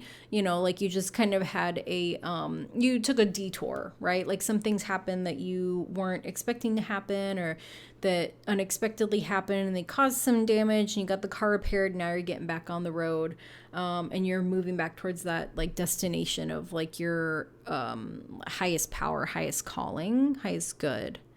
Yeah. So I don't know, I just really, it's really, really like that reading ending on these two. Right? That it's like the universe is like, hey, here's the sword. And then you're like, I'm going to use it. Like, I'm going to make the things happen. It's great. Yeah, I love that. So group number 3, that was your reading. I hope that you enjoyed it. And I'm excited for how quickly this happens and where it takes you. So thank you so much for watching, and I will see you next time. Bye. Hello, group number 4. So if you chose this Ace of Swords card, this is your reading. So I have pulled tarot cards for you from the Light Seers Tarot, as well as 2 oracle cards from the Dragon Oracle deck. I've also pulled 2 tarot cards for you from another deck. The first one's going to be your energy. The second one's going to be the energy of your new beginning. So your energy is the Page of Wands. And so this card represents imagination, inspiration, exploration, extrovert, fresh eyes, eye opener, cheerfulness, and energetic. And so pages they're like messengers. This can also represent someone that's got like intuitive psychic abilities, maybe a medium. And wands are about action. So physical action, can be spiritual as well. But yeah, you might be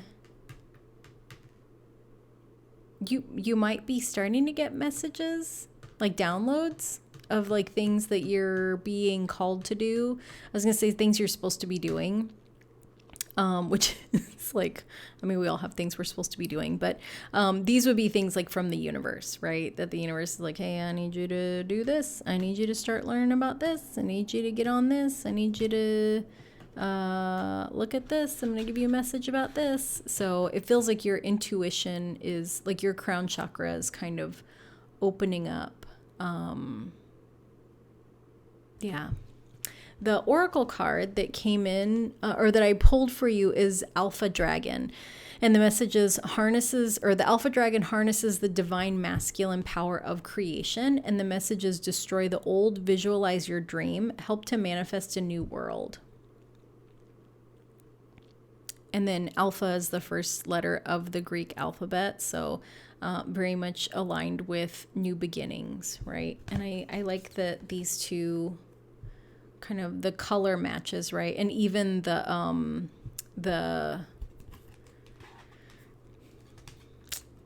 thing they're holding, right? This dragon's holding kind of like a flower, but it looks almost like a sword in a way to me. So yeah. And then the energy of your new beginning is judgment. So reflection, inner calling, being forgiven, awareness, and awakening. I feel like the Judgment card is also a card of second chances and like renewal. Is that on there? No. But also this can be associated with intuition, like hearing messages from the divine. Like this is an angel blowing a trumpet and these people are responding to it by waking up. So I feel like there is some psychic stuff that's happening, awakening in you. The oracle card that came up is Earth and Water Dragon, creates the foundation for new growth, and the message is a fresh start is coming with new opportunities. Nurture your ideas and harvest the abundance. So another message of new beginnings. Well, I guess this one, yeah. I mean, this one was destroy the old, help to birth or create a new world. And this one is a fresh start is coming with your awakening. So let's get into your tarot. I'm interested to see what your reading is about. Ooh! So the card that came up for the focus of your reading is the Fool. So you are absolutely starting a new journey. This new beginning is starting a new journey, and it looks like this is a spiritual one. You know, we've got this kind of I guess like a mandala. She's got her amethyst, and she's just really like falling into this like kind of cosmic spider web, right? That like it's gonna catch me. I'm letting go. I'm going to surrender. So very, very much tuning into the divine, which I love that. Also, like this Ace of Swords is about mindset, but when we look at him, it's, one part his hair, but it's also, this is the crown chakra. And like, you can see how it's just like lit up all the way up to the universe, right? So like you're getting some downloads, you're reaching that mental energy up to connect to source. And I feel like my hair's really tall. Totally off topic, but and then the oracle card that came up for the Fool is friendship. So to me, what this feels like is as you start your spiritual journey, you're going to call in a whole new group of people.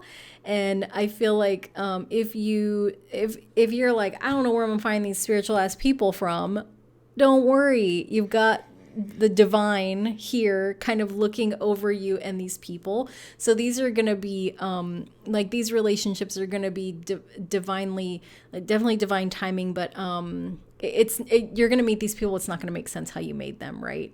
Or how you met them. This could be like relationships that happen like over social media or over the internet.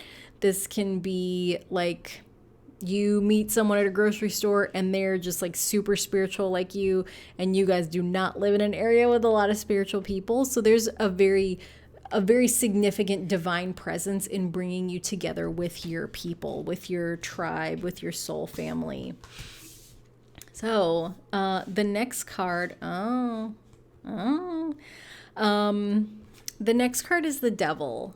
And so this card,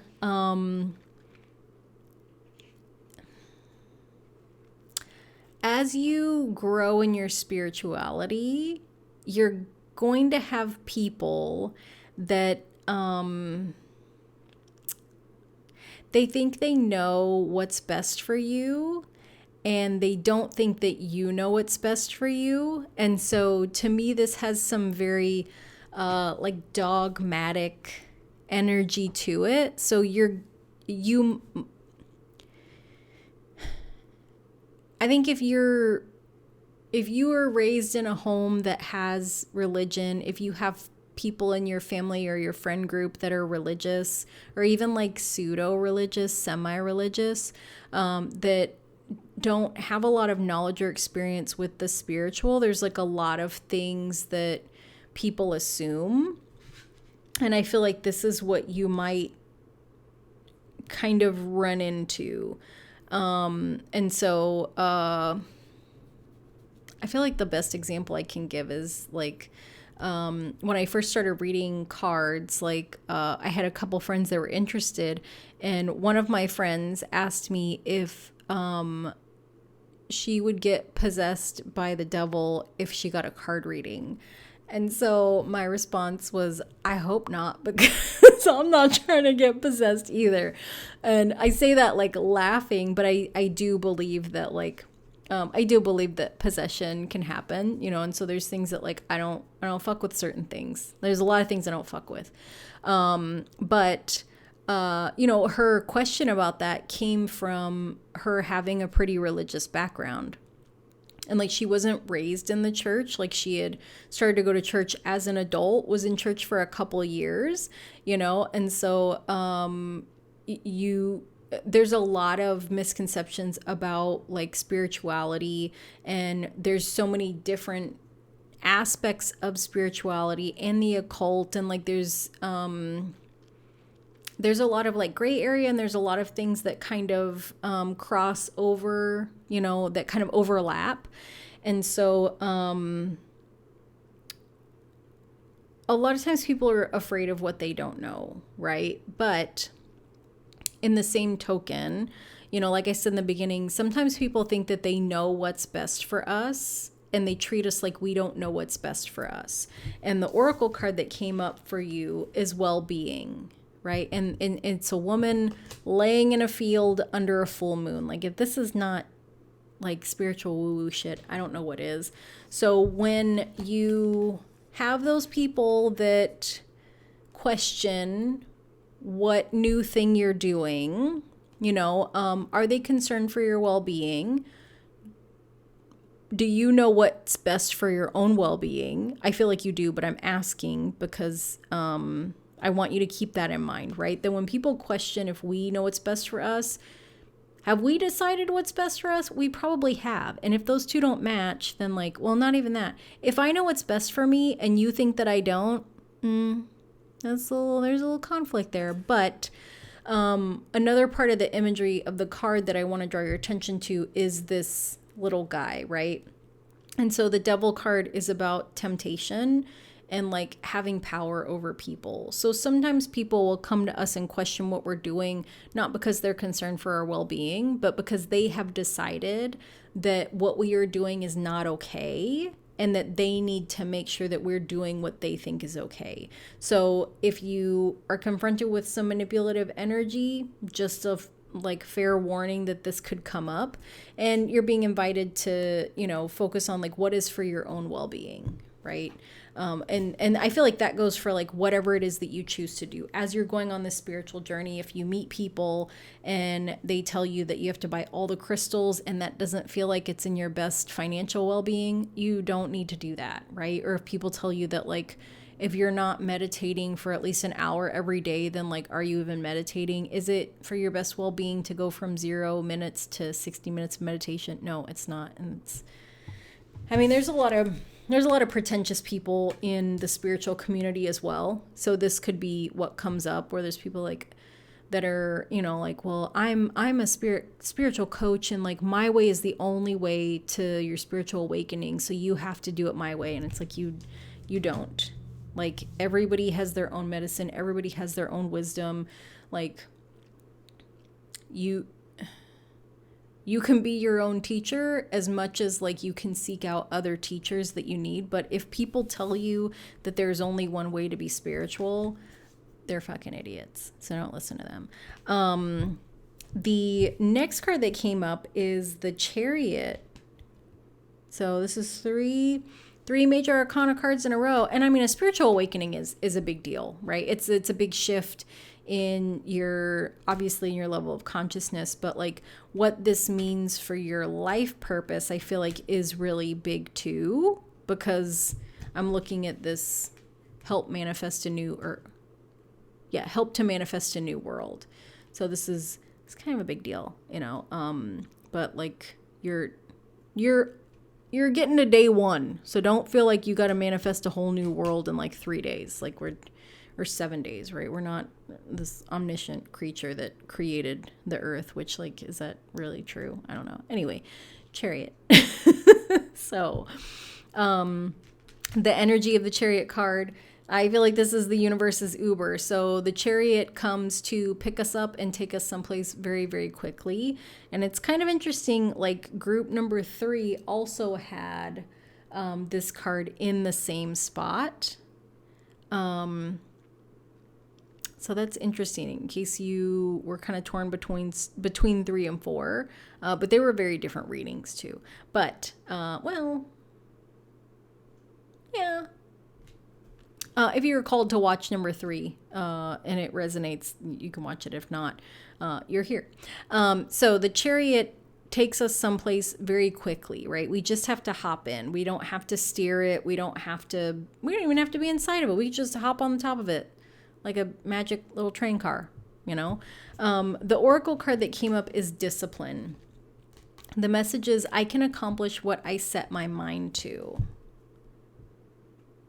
So for you, like, wherever you want to go on your spiritual journey, like, you can absolutely do that, right? So if you decide that, like, you just want to do a trust fall and let the universe guide you where it wants you to go, you can absolutely do that. If you want to work with someone to learn, if you want to do plant medicine, if you want, whatever it is that you want to do, like whatever it is that you decide that you want to do in your spiritual journey, like, it's going to happen really quickly. Like, once you make that decision.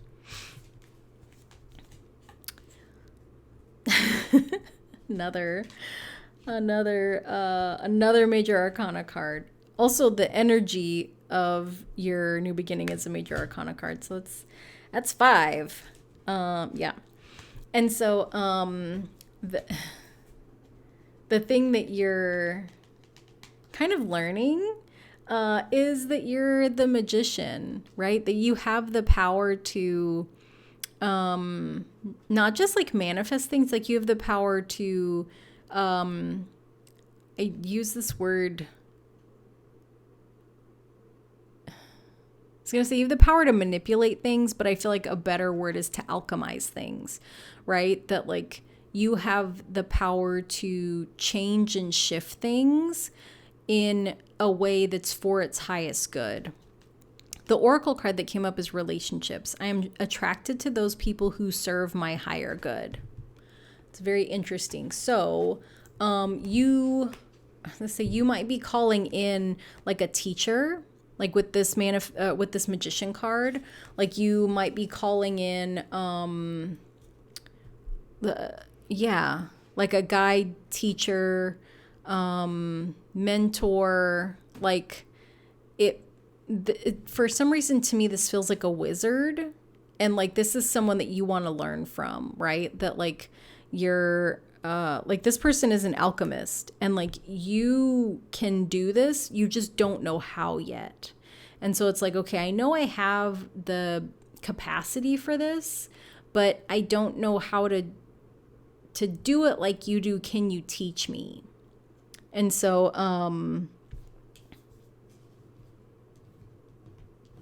sorry, I'm looking at the Chariot card, the discipline. Like, once you take the time to decide who you want to work with, it's going to happen very, very quickly.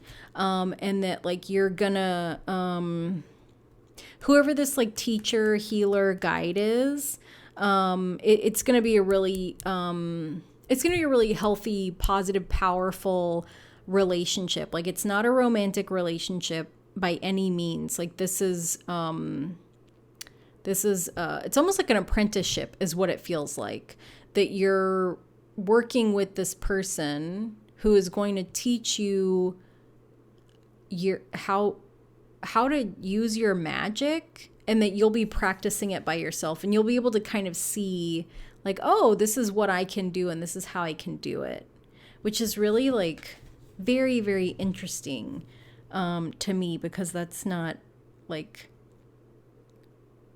I think this is fascinating because it's not my gift, right? So it's like what other people do is always like so much more fascinating than the thing that we do, right?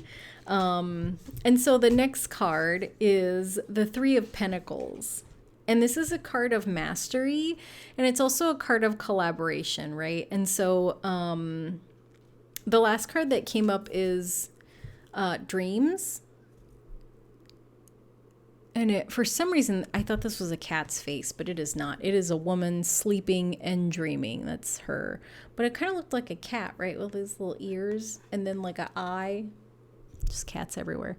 Okay, dreams. But what I feel is that like you're like this manifesting a new world card. like you're having your awakening so that you can be brought together with these people. Like, yes, friendship, right? That you're going to be making spiritual friends, but like there's a team of people that like you're supposed to be working with to kind of help manifest this new world. And you working with that coach, healer, guide to learn how to alchemize things is such a pivotal part of this, because that's what you bring, right? Like each of these people is doing something different. And so when you get together with this team that is going to be like manifesting this new world, each of you has a separate talent, right? It's not like teams that we see at work where you have contingency, where you have like two people that know how to do this, but this person's like the better one at it, and that guy just knows it in case this other person's not here, or that girl just knows it in case this other person's out for travel or whatever. Like you're starting, your new beginning is that you're starting your spiritual journey so that you can learn how to master your gift so that you can team up and work with these people to like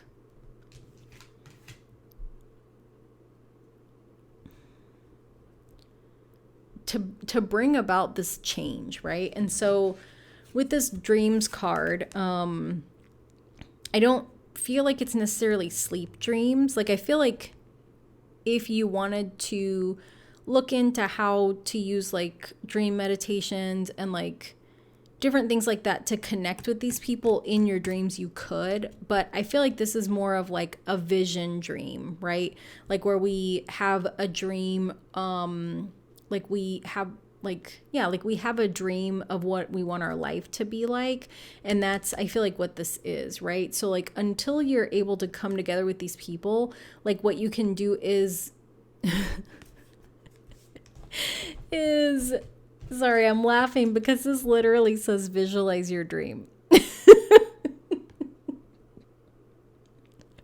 So while you are still new in your spiritual journey, you can work on visualizing your dream, you know, as you're starting to awaken to your spiritual gifts, like even while you're like working to learn what your individual gift is, even in the times that like you're kind of dealing with these people, you know, that you can continue to focus on that dream of what you want to have happen, what you want to do with this team of people when you finally meet them.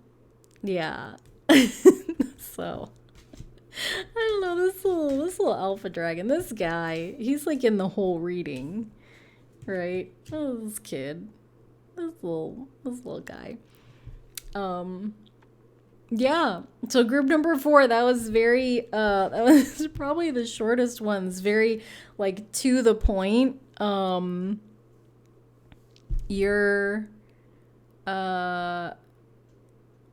You have come here for a very distinct purpose, which I think is fascinating, right? That you've incarnated here. And I feel like you might be pretty young too. I don't know why. Like I think yeah, I feel like all the imagery, because the page card is someone that's young, like this, she looks very young to me. This person looks very young. All these people are young. Yeah. I feel like you may be very young in age, but wise in spirit. So, yeah, it's very exciting. Very exciting. So I'm excited for you. Yeah, so group number 4, this has been your reading. Thank you so much for watching, and I will see you next time. Bye. Hello. So, this is my reading, the first reading that I do when I read for you guys, but the last reading in the video that you may or may not watch. Ben is on his way to give us a piece of his mind about whatever he thinks about tarot, so be prepared to be interrupted by him. because poor Ben, he's so starved for attention. Like nobody pays attention to him. He's just really neglected. So, uh, if you feel sorry for Ben, then you have been tricked because he is spoiled. Um, please stop. Please stop. It's not necessary. He didn't want anything from me all day until now. He's like, "Oh, you're talking to people? Why aren't you paying attention to me?" Like Ben doesn't understand how the internet works. Anyway, so this is my reading for gaining clarity. So I have pulled myself 2 tarot cards from this random. I don't even know the name of the deck. Like, I'll be honest, I ordered it on Amazon. It's got a bunch of characters on the box that don't spell anything. So I'm pretty sure it was made in China. It was probably created on somebody's computer. And, hey, get your money. Thanks to Ben, there's some wobbling, so I apologize. No, sir. No, sir. This is not necessary. So I what am I saying? I have pulled cards for myself from this Radiant Wise Spirit Tarot, and 2 oracle cards from the Oracle of the Radiant Sun. I knew there was some kind of sun in there. So the rest of the oracle cards came from a couple different oracle decks. It's the same oracle card mashup that I use in my other readings, and it's the same ones that I've used for the other card readings. So the 2 tarot cards that I pulled from the alphabet deck, which is what I'm going to call it, the first one is my energy, and the other one is kind of the energy of the new beginning that's coming in. So let's see what it is. Okay, so the tarot card for my new beginning, or my energy, is the Wheel of Fortune. And so this card has a bunch of little stuff on it, which is kind of neat. It has a mantra. It's got kind of the meaning of the card when it's upright or reversed, as well as like the chakra that it is associated with, the planet, the sign, and the element, as well as a yes no. So Wheel of Fortune, on here it says it's about the cyclical nature of life, lucky, destiny, good fortune, turning points, decisive moments. And so for me, the Wheel of Fortune is kind of a message that things are changing, right? So whether it's in the upright or the reversed, no sir, please stop. Whether it's in the upright or the reverse, like the wheel always turns, right?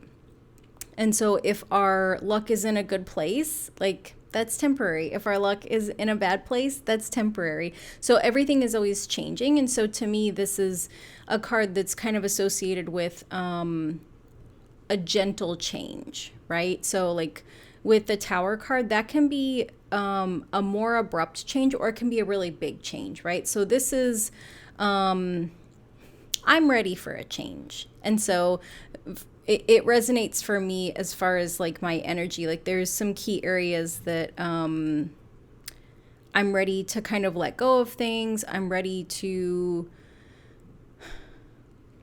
bring some new things in. I'm open to new things. Like I'm ready for some new beginnings. So I feel like this doesn't make sense. Like this is not surprising to me, that I would call in something new, or that this would show up, so the solar plexus chakra on here, that's something that like I wanted to work on for myself, like as well as like my sacral chakra. So the solar plexus chakra is associated with like it's almost like our motivation, our self-esteem, like our confidence.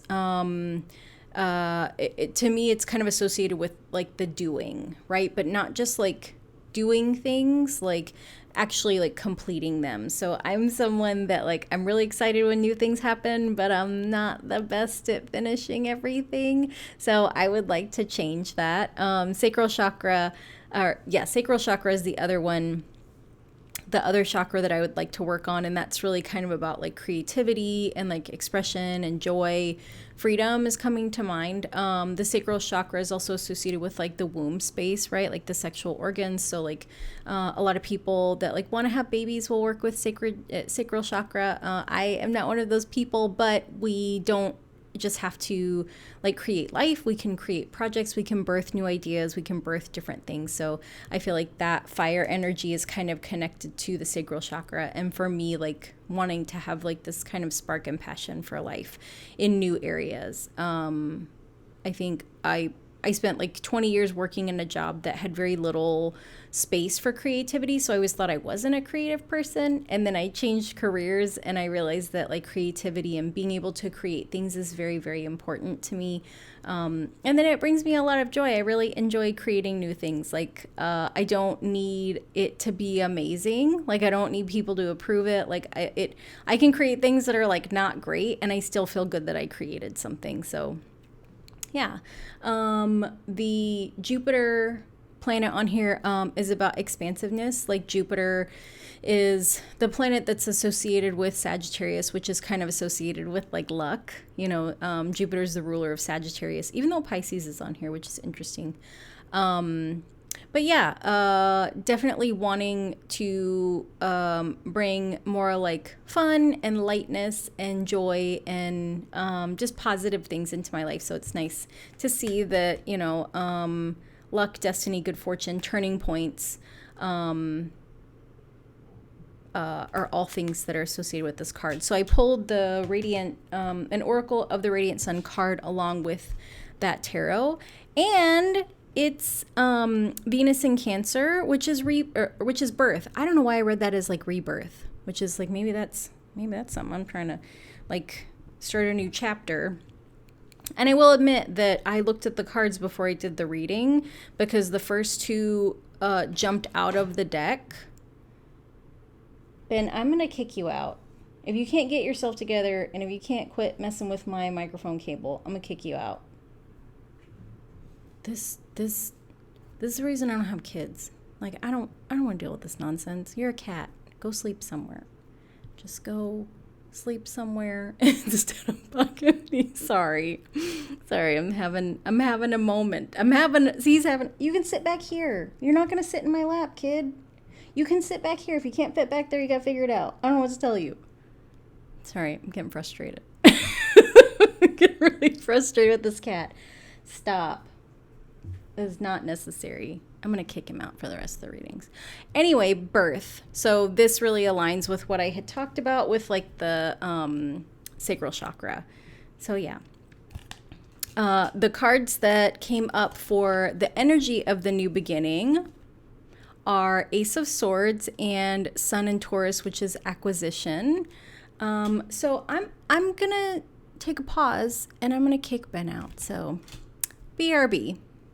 And I'm back. Okay. Whew. Sorry. Yeah. That kid sometimes. Okay. So the tarot card that came up is Ace of Swords. And to me, Ace of Swords is very much, all the aces are new beginning cards, which is why like when you guys saw for the deck, for the group options, I showed you all ace cards because aces are new beginnings, and they, you know, when we look at the suit that they're associated with, that kind of shows us like what the new beginning is going to be in. So swords have to do with mindset, and the message on the card is clarity, sound decision making. Sorry, I had to look at the Wheel of Fortune card because that is decisive moments. That was the message on there. So Ace of Swords, clarity, sound decision making, breakthrough, justice, new opportunities, the beginning of a conflict. So it's associated with the Crown, Gemini, Aquarius, Libra, yes, and air signs. So swords are associated with the air signs. It's got all of them listed here as well as the element. So for me, this new beginning that's coming in is kind of about like changing my mindset about something, which is definitely something that I've been working on kind of with work, trying to shift. I don't really know how to explain it. It's not necessarily a perspective shift, but it's um, it's kind of like a way that I've been working, which like I'm a very like mental, like kind of very heady person about like the way that I work, like I like to have a plan and a strategy and just different things like that. And so needing to change that because like it takes a lot of energy to operate that way. And I just I'm getting older and I just don't have that energy. And also, there's things that like I want to invest my time and energy into. So instead of putting all of my energy into work, I'm trying to save energy to do other things. So I appreciate that the new beginning that's coming in is an ace card. I love it. And then the oracle card that came up for the energy of the new beginning is acquisition, which is Sun in Taurus. And so this is very interesting because I have someone in my life, a new person that is a Sun in Taurus. And I really enjoy Taurus people, so I really enjoy the connection with this person. And so I feel like this is just really nice. Like it's a nice little kind of nod that, I don't know, that maybe this connection is part of like this new beginning for me, right? So love that for me. So now we'll get into the tarot cards. So the focus of my new beginning reading is a 10 of Pentacles card. And so 10 of Pentacles to me is one of the happily ever after cards. 10 of Cups is the other happily ever after. When we look at this card, we've got We've got a couple generations here, so we have maybe a grandparent, grandchild, parents. There's some dogs. There's like an abundance of things. And so we can either see that they're kind of on the inside of their own kind of area, maybe like a garden or like the gated area of their own castle or residence. And when we look out, there's, a neighborhood, like a community that's out here, and so in my last career, I moved a lot. And so it was hard to kind of develop like long-standing relationships and friendships and like a sense of community because I knew like every 2 or 3 years I was going to move. A lot of the places I lived, I didn't choose to live there. So it was a very different experience than like people that choose to move, right? A lot of times, like when we choose to move someplace, it might be centered around like if we're partnered, like where our partner is going to work, it might be centered around where we're going to work. When we choose to live places, there's certain things that are important to us, right? Maybe it's culture, maybe it's nature, maybe it's an education system for like our kids or ourselves. So, when we get to choose where we live, we can factor in those things that are important to us, which kind of have to do with that sense of community. And I haven't had that, and I think that's become something that's really important for me when I move again, right? That ideally the housing market does not stay like it is now. And I'm not just talking about like mortgage rates, I'm talking about like the prices of homes. Or maybe I look to move someplace where homes are more affordable, but I would like to be able to factor in like the type of community that's there. Like as someone that's like multiracial, like the Asian part of my culture is very important. And a lot of that has to do with food, and some of that has to do with like different celebrations that we have in our culture that are not commonplace everywhere.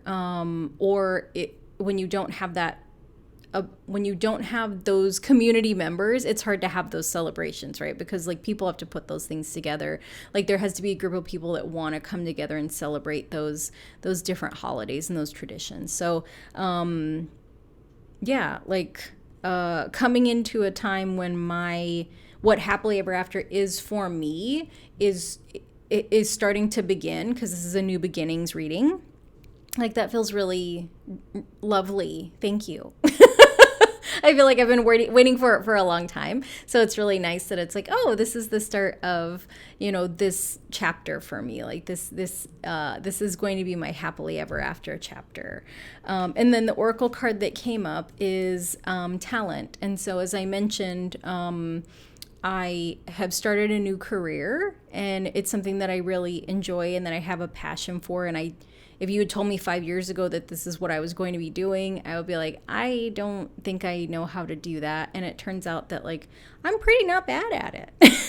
So that's been lovely. As a Capricorn rising, having, talent with my happily ever after, talent associated with my work, with my happily ever after is very important, especially the Pentacles too, because that tells me that, there's going to be financial stability and abundance. 10 of Pentacles is always abundance, but also, that this new career that I'm starting, like that, I have the talent for it, right? So as a Capricorn rising, work is something that's very important to me. Like I enjoy working. My work is important to me.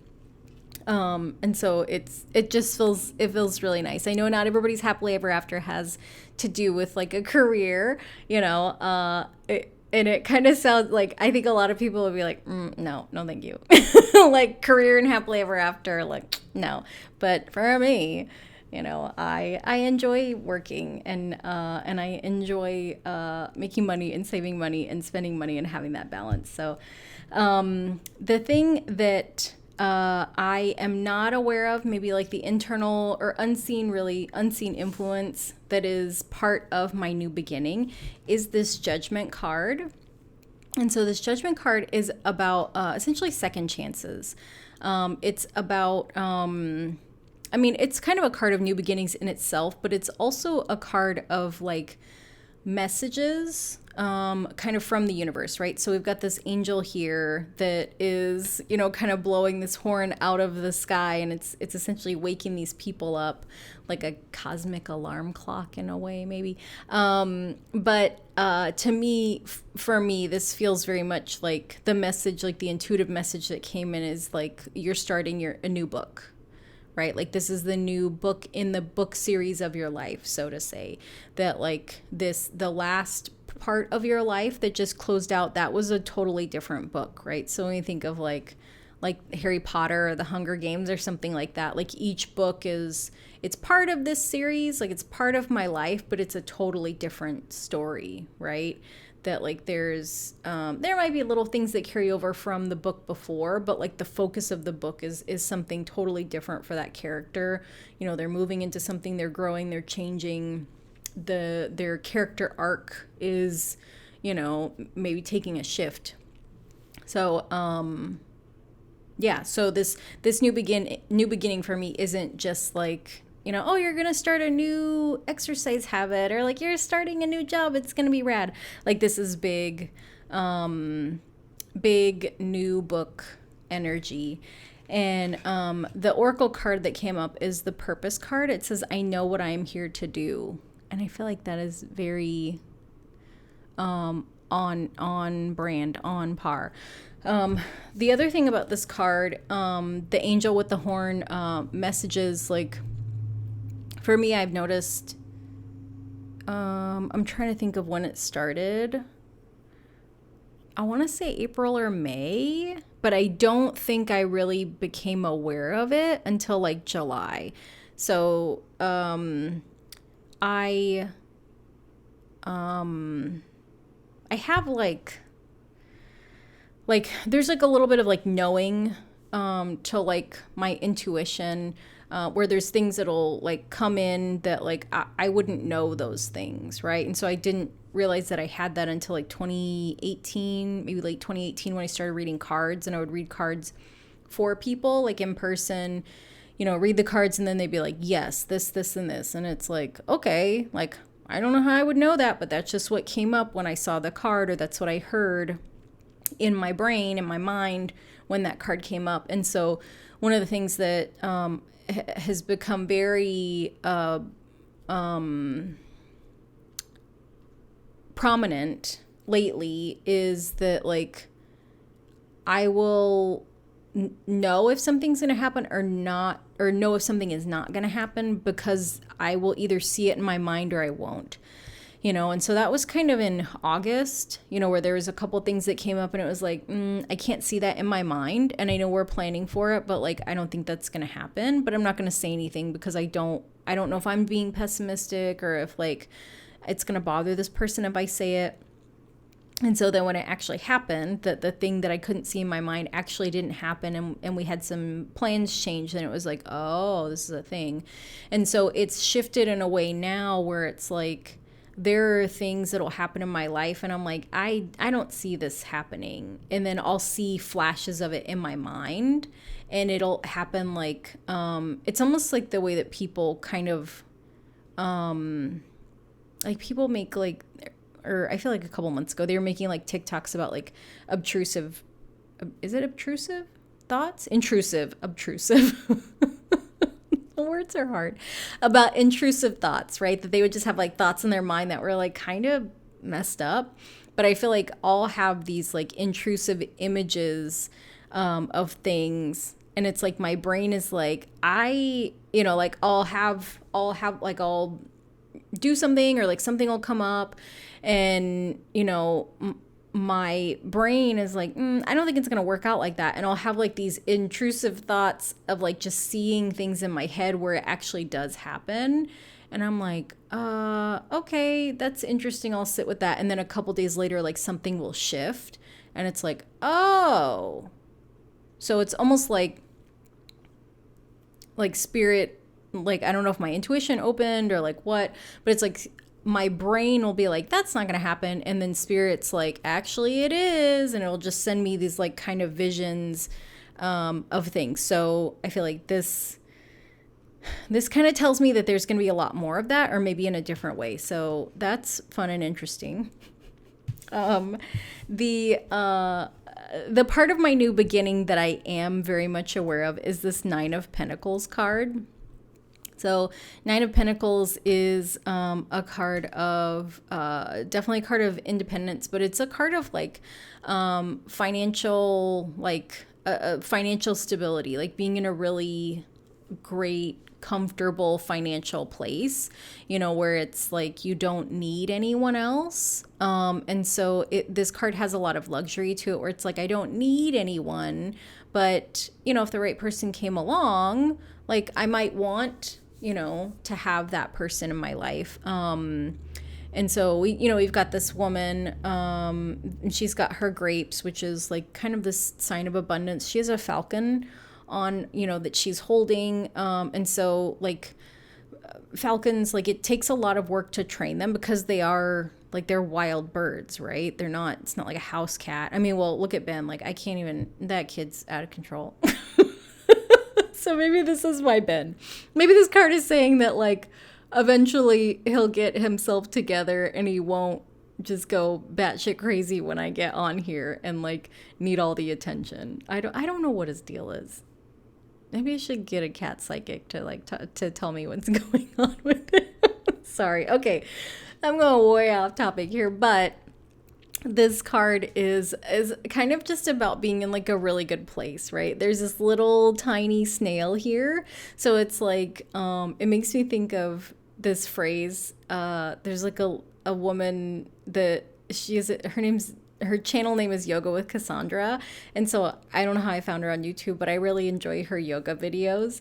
But she says a lot of times like, she kind of specializes in yin yoga. Which is where like you get into a pose and you hold it for what feels like forever, but it's essentially like to help with really deep stretching. But what she says is there's nowhere to go, nothing to prove, or like nothing to do, nothing to prove. It's something like that. And so essentially, obviously the part that sticks in my brain is like nothing to prove, right? That like doing yoga is not about like being the most flexible or being the strongest or like being able to do like the coolest poses. It's like, you find your edge, or you get close to your edge, and then you find a way to sit in that discomfort. It's not about proving that you're more flexible than other people or proving that like you can be more uncomfortable than other people. And I feel like I really like I very much like resonate with that like I don't need to compare myself to other people, you know, and like the things that I choose to do for myself, like for my, like how I look. It's not, it doesn't have to do with like other people or their approval, right? Like I recently, maybe in May, I think I started lifting weights again. It's been like very, very slow, and I was super self-conscious, like going back to the gym, because I haven't lifted in a couple years, and I broke my leg in 2021, and like, am I gonna like, you know, the brain doesn't make sense, right? My brain's like, what if we re-break our leg? And it's like, that there's a metal rod in there, like that doesn't really work. Like, it was a bad break, but it's like, that's not really how legs work. Like, you can't, you know, like, at least not the weight that I'm lifting, right? Like, squatting 60 pounds is not gonna break my leg again. But okay, fair question, frightened ego mind. But like, when I started lifting, and even now, like, my intention was never like, I don't even know if people say this anymore. Like, my intention was not to get like snatched or have like a hot girl summer. It's like, I'm in my 40s. Like, I want to make sure that like when I'm in my 60s, 70s, 80s, that like I can walk without worrying that I'm going to fall over, right? That like, which maybe sounds ridiculous, but like when I was doing like rehab for my leg, you know, it's like I had to be off of my leg for a couple months. And then like once I started doing rehab, it like walking was really hard. Like walking long distance was hard. You know, walking on a treadmill was really hard. And just kind of realizing that like there's so much balance that I had lost, you know, and as someone that has done yoga like for a really long time, like a big part of yoga is balance. And so it was like, it was almost like me breaking my leg was almost in a weird way. I feel like this isn't logical sense, but like it was almost like in a weird way me getting a preview of what it's like to not have that mobility, you know, and not have that balance, because like if you don't use it, you lose it, right? And that like I want to take care of my body so that like it's strong for me, just like I want my body to be strong because that's what I'll need later. You know what I mean? Like, I don't know that we ever get to a point in our lives where it's like, I don't really need to be strong. I don't need to walk without losing my balance. Like, but we don't think about that, right? It's like, I think a lot of us are like, you know, when you're young, you're going to be young forever, right? Like, you're never going to get old. And, you know, for me, it was like, okay, well, what do I want my life to be like, my body, my health to be like when I am old, you know? Because right, there's no guarantee that I'm gonna live to be 80, but if I do, I would like to, you know, be in the least pain as possible and like be mobile and be able to enjoy my life. So yes, this very much makes sense for me. The oracle card that came up is growth. I want to expand my consciousness and my awareness.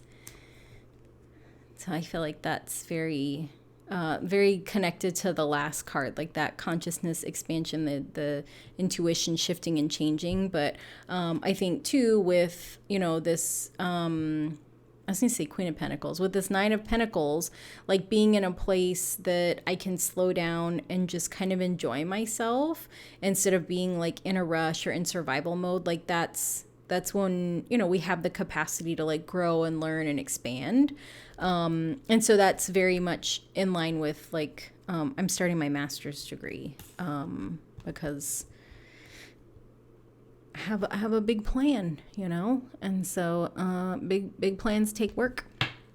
But yeah, so that is definitely the thing I'm aware of. Something that I need to resolve, not necessarily before my new beginning can happen, but really before my new beginning can like take off, is this Five of Cups. And so, you know, with this card, we've got this person who's got a cloak on, head down, kind of looks sad. And there's 3 cups that are spilled, right? He's kind of upset about these 3 cups that have spilled. And he's got these 2 here, but he has his back to them, like doesn't see them, only focusing on the negative. If you watched Not the last reading that I did. It was the one before. I had this card come up as well. So obviously, I'm doing my best. Still working on it, but having a tendency to know. Because of the things that have happened, part of the programming that I need to let go of is that when bad stuff comes up, I expect it. Like, that's been part of my programming. I think one of the limiting beliefs that I inherited from one of my parents is this saying that, like, I think a lot of us have heard, and I might have said it before, is that if it's too good to be true, it is. And like people say it, right? If it's too good to be true, it probably is, right? Like, if some Nigerian prince emails you and wants your bank account so he can send you $3 million, probably too good to be true, right? But for me, like, that's not necessarily what's happening. I think what my brain took from that limiting belief is that if anything good happens, it's not going to stick around. It's not going to last. It's probably not for us. It's probably for somebody. It got that good thing got delivered to the wrong address. So just wait for it to get taken away, which is like, oof, right? Like, kind of sharing that and saying it. It's like, I have lived a very long time expecting that this is how life will always be.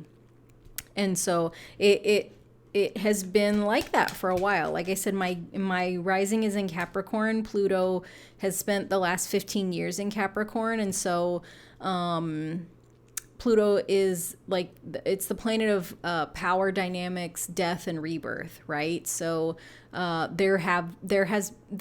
a hard like, when Pluto transits one of like your personal planets or your rising sign, or like maybe one of your north or south nodes, it's hard. It's like, there's big change that is happening because it needs to be lasting change, right? So it's not like it's a Pluto transit is not like dyeing your hair because like it's summer and you want some blonde highlights. Like, a Pluto transit is like, you get sick and all your hair falls out and you don't know if it's gonna grow back because they don't really know what you have, right? They don't know what illness you have.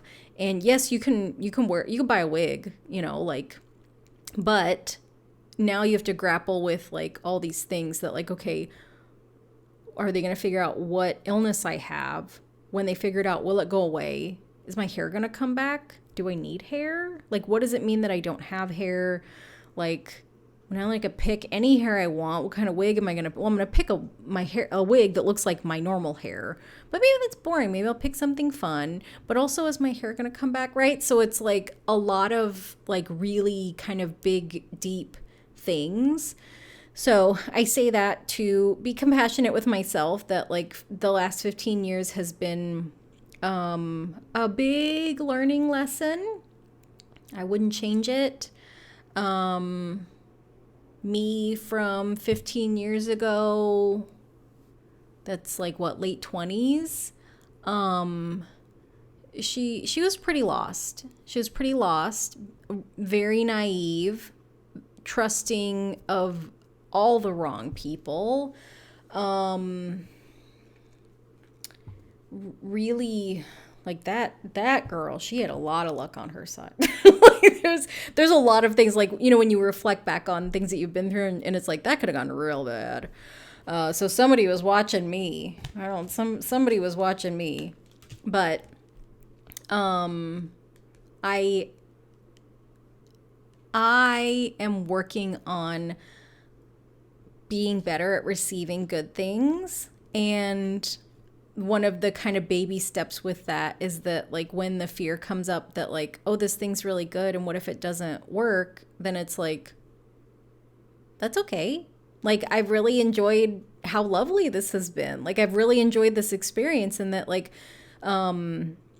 learning that, and I think this is a kind of socio-cultural thing for us too, especially around romance, right? Because Cups is about love, that like for I think a long time, and maybe it's just my generation, I'm like late millennial, like, or no, early millennial, Gen X, late Gen X, early millennial, I don't know, whatever. I was born in 1980. My generation, and even before that, like the hallmark of a successful relationship was longevity. That if you made it past a certain number of years, like you success, but I think what we're seeing now, especially with like even like younger millennials, like Gen Z, that like it's quality over quantity, right? That like they have kind of shown us that like you look back at like your parents, grandparents, like, and there's people that are married for like 20 years and they do not like each other. Like you can see it in the way that they interact. You can hear it in the way they talk to each other. It's like I would venture to say that you probably hate each other. That like there's so much dysfunctionality in it that like who wants that? Who wants that? Who wants to say like I've been with this person that despises me for 10 years and it's been lovely? No. That's like fucked. Like I don't want that, right? And so I think part of that programming, has been like letting go of that, right? And so realizing that like I can allow myself to enjoy really small instances of lovely things. And instead of focusing on like how long has it been? How long is this relationship? Like is this forever? Like instead of doing that, which is kind of crazy making, but I feel like maybe I'm the only one that does it. I don't know. I don't think I am, but maybe I am. Whatever.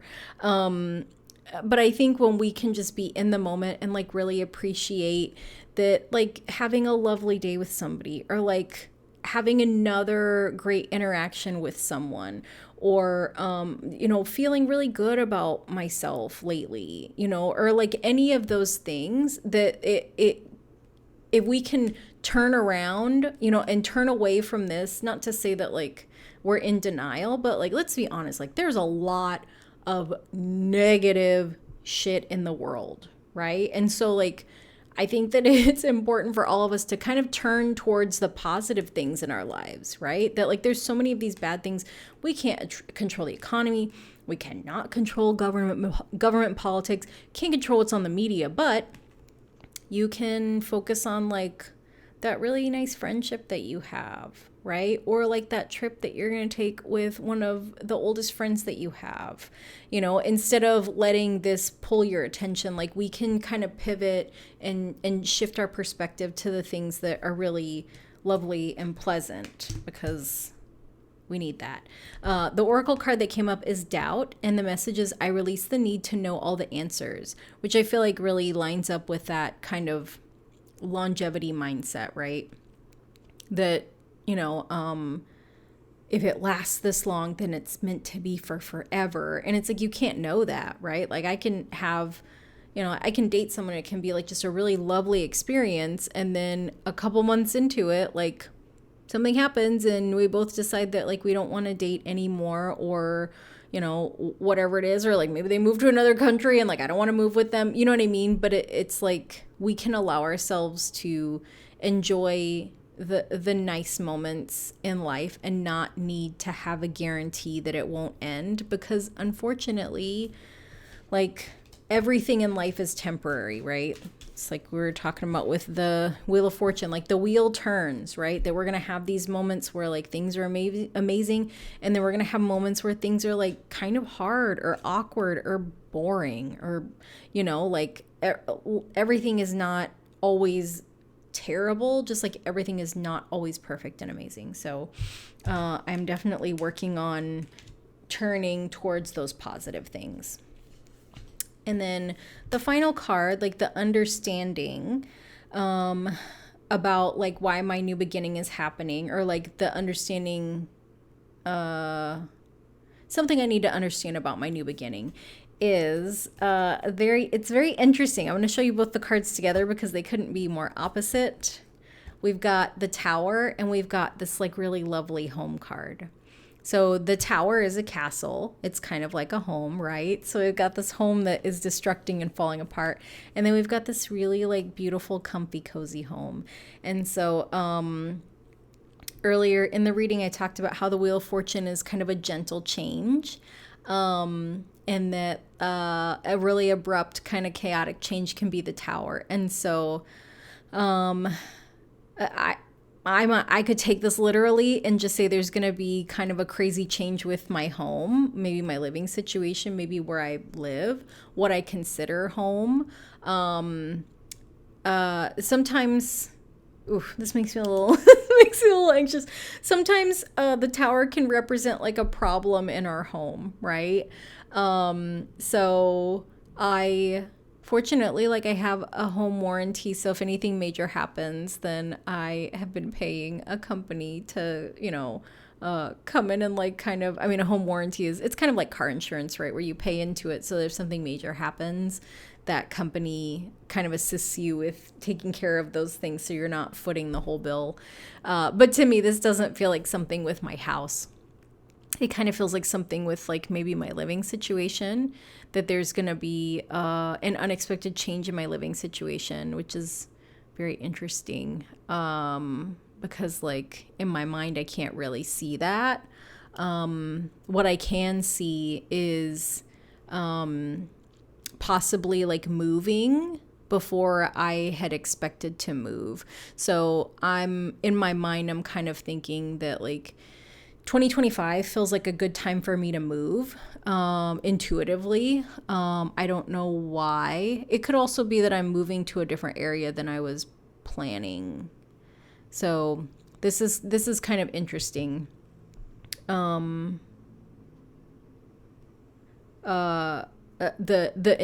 message that dropped in is sometimes we make a home in the wrong place.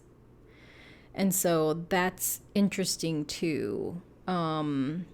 Because like when I think of like making a home, like to me, like family, the people that we're really close to, like those are our homes, like that. I've moved so much that like maybe like a town or a city or a state, that's not really my home. I don't really have a childhood home per se. I have places that both my parents have lived for like decades, but like those aren't the places that I consider home, if that makes sense. Probably because I'm in my 40s and like my house is my home. But also the place where my home is geographically located, like this does not feel like home to me. And so maybe like that's really what the understanding is like this new beginning is that I need to figure out what this is for me and kind of let go of what maybe my brain, ego, mind said that, that home was, because it's not. To me, like home, I'm a Cancer sun, so I'm kind of a hopeless romantic. Like to me, like home is really like your person, right? Like maybe like a spouse or like a soulmate or whatever you want to call it. So maybe that's what's coming in for me. I don't know. But I do love this little cozy house. Look at this. This place smells like chocolate chip cookies. Like this place smells like home cooked meals. Like this place doesn't get warmer than like 82 degrees in the summer. But if it does snow, there's a fireplace and it's very cozy. Like this is maybe I want to live here. Oh, there's a little cat. Look at this little baby cat. Yep, I'm not crazy about this guy. Like, why do we have a random, what is that in front of you gotta chop that down. But aside from that, I will put an offer in on this place, on this majestic crow guarded house with a little black cat for good luck. I like it. Okay, so that's my reading. That's my 35 minutes of rambling, plus the time it took me to fight with Ben before I kicked him out. So as always, I just want to say thank you so much for watching. And if you enjoyed the reading, let me know. And yeah, I'll keep I'll keep sharing my readings with you guys until someone tells me to stop. And then I'll just do them for myself off camera before I record your readings. So, yeah, thank you so much for watching, and I will see you next time. Bye.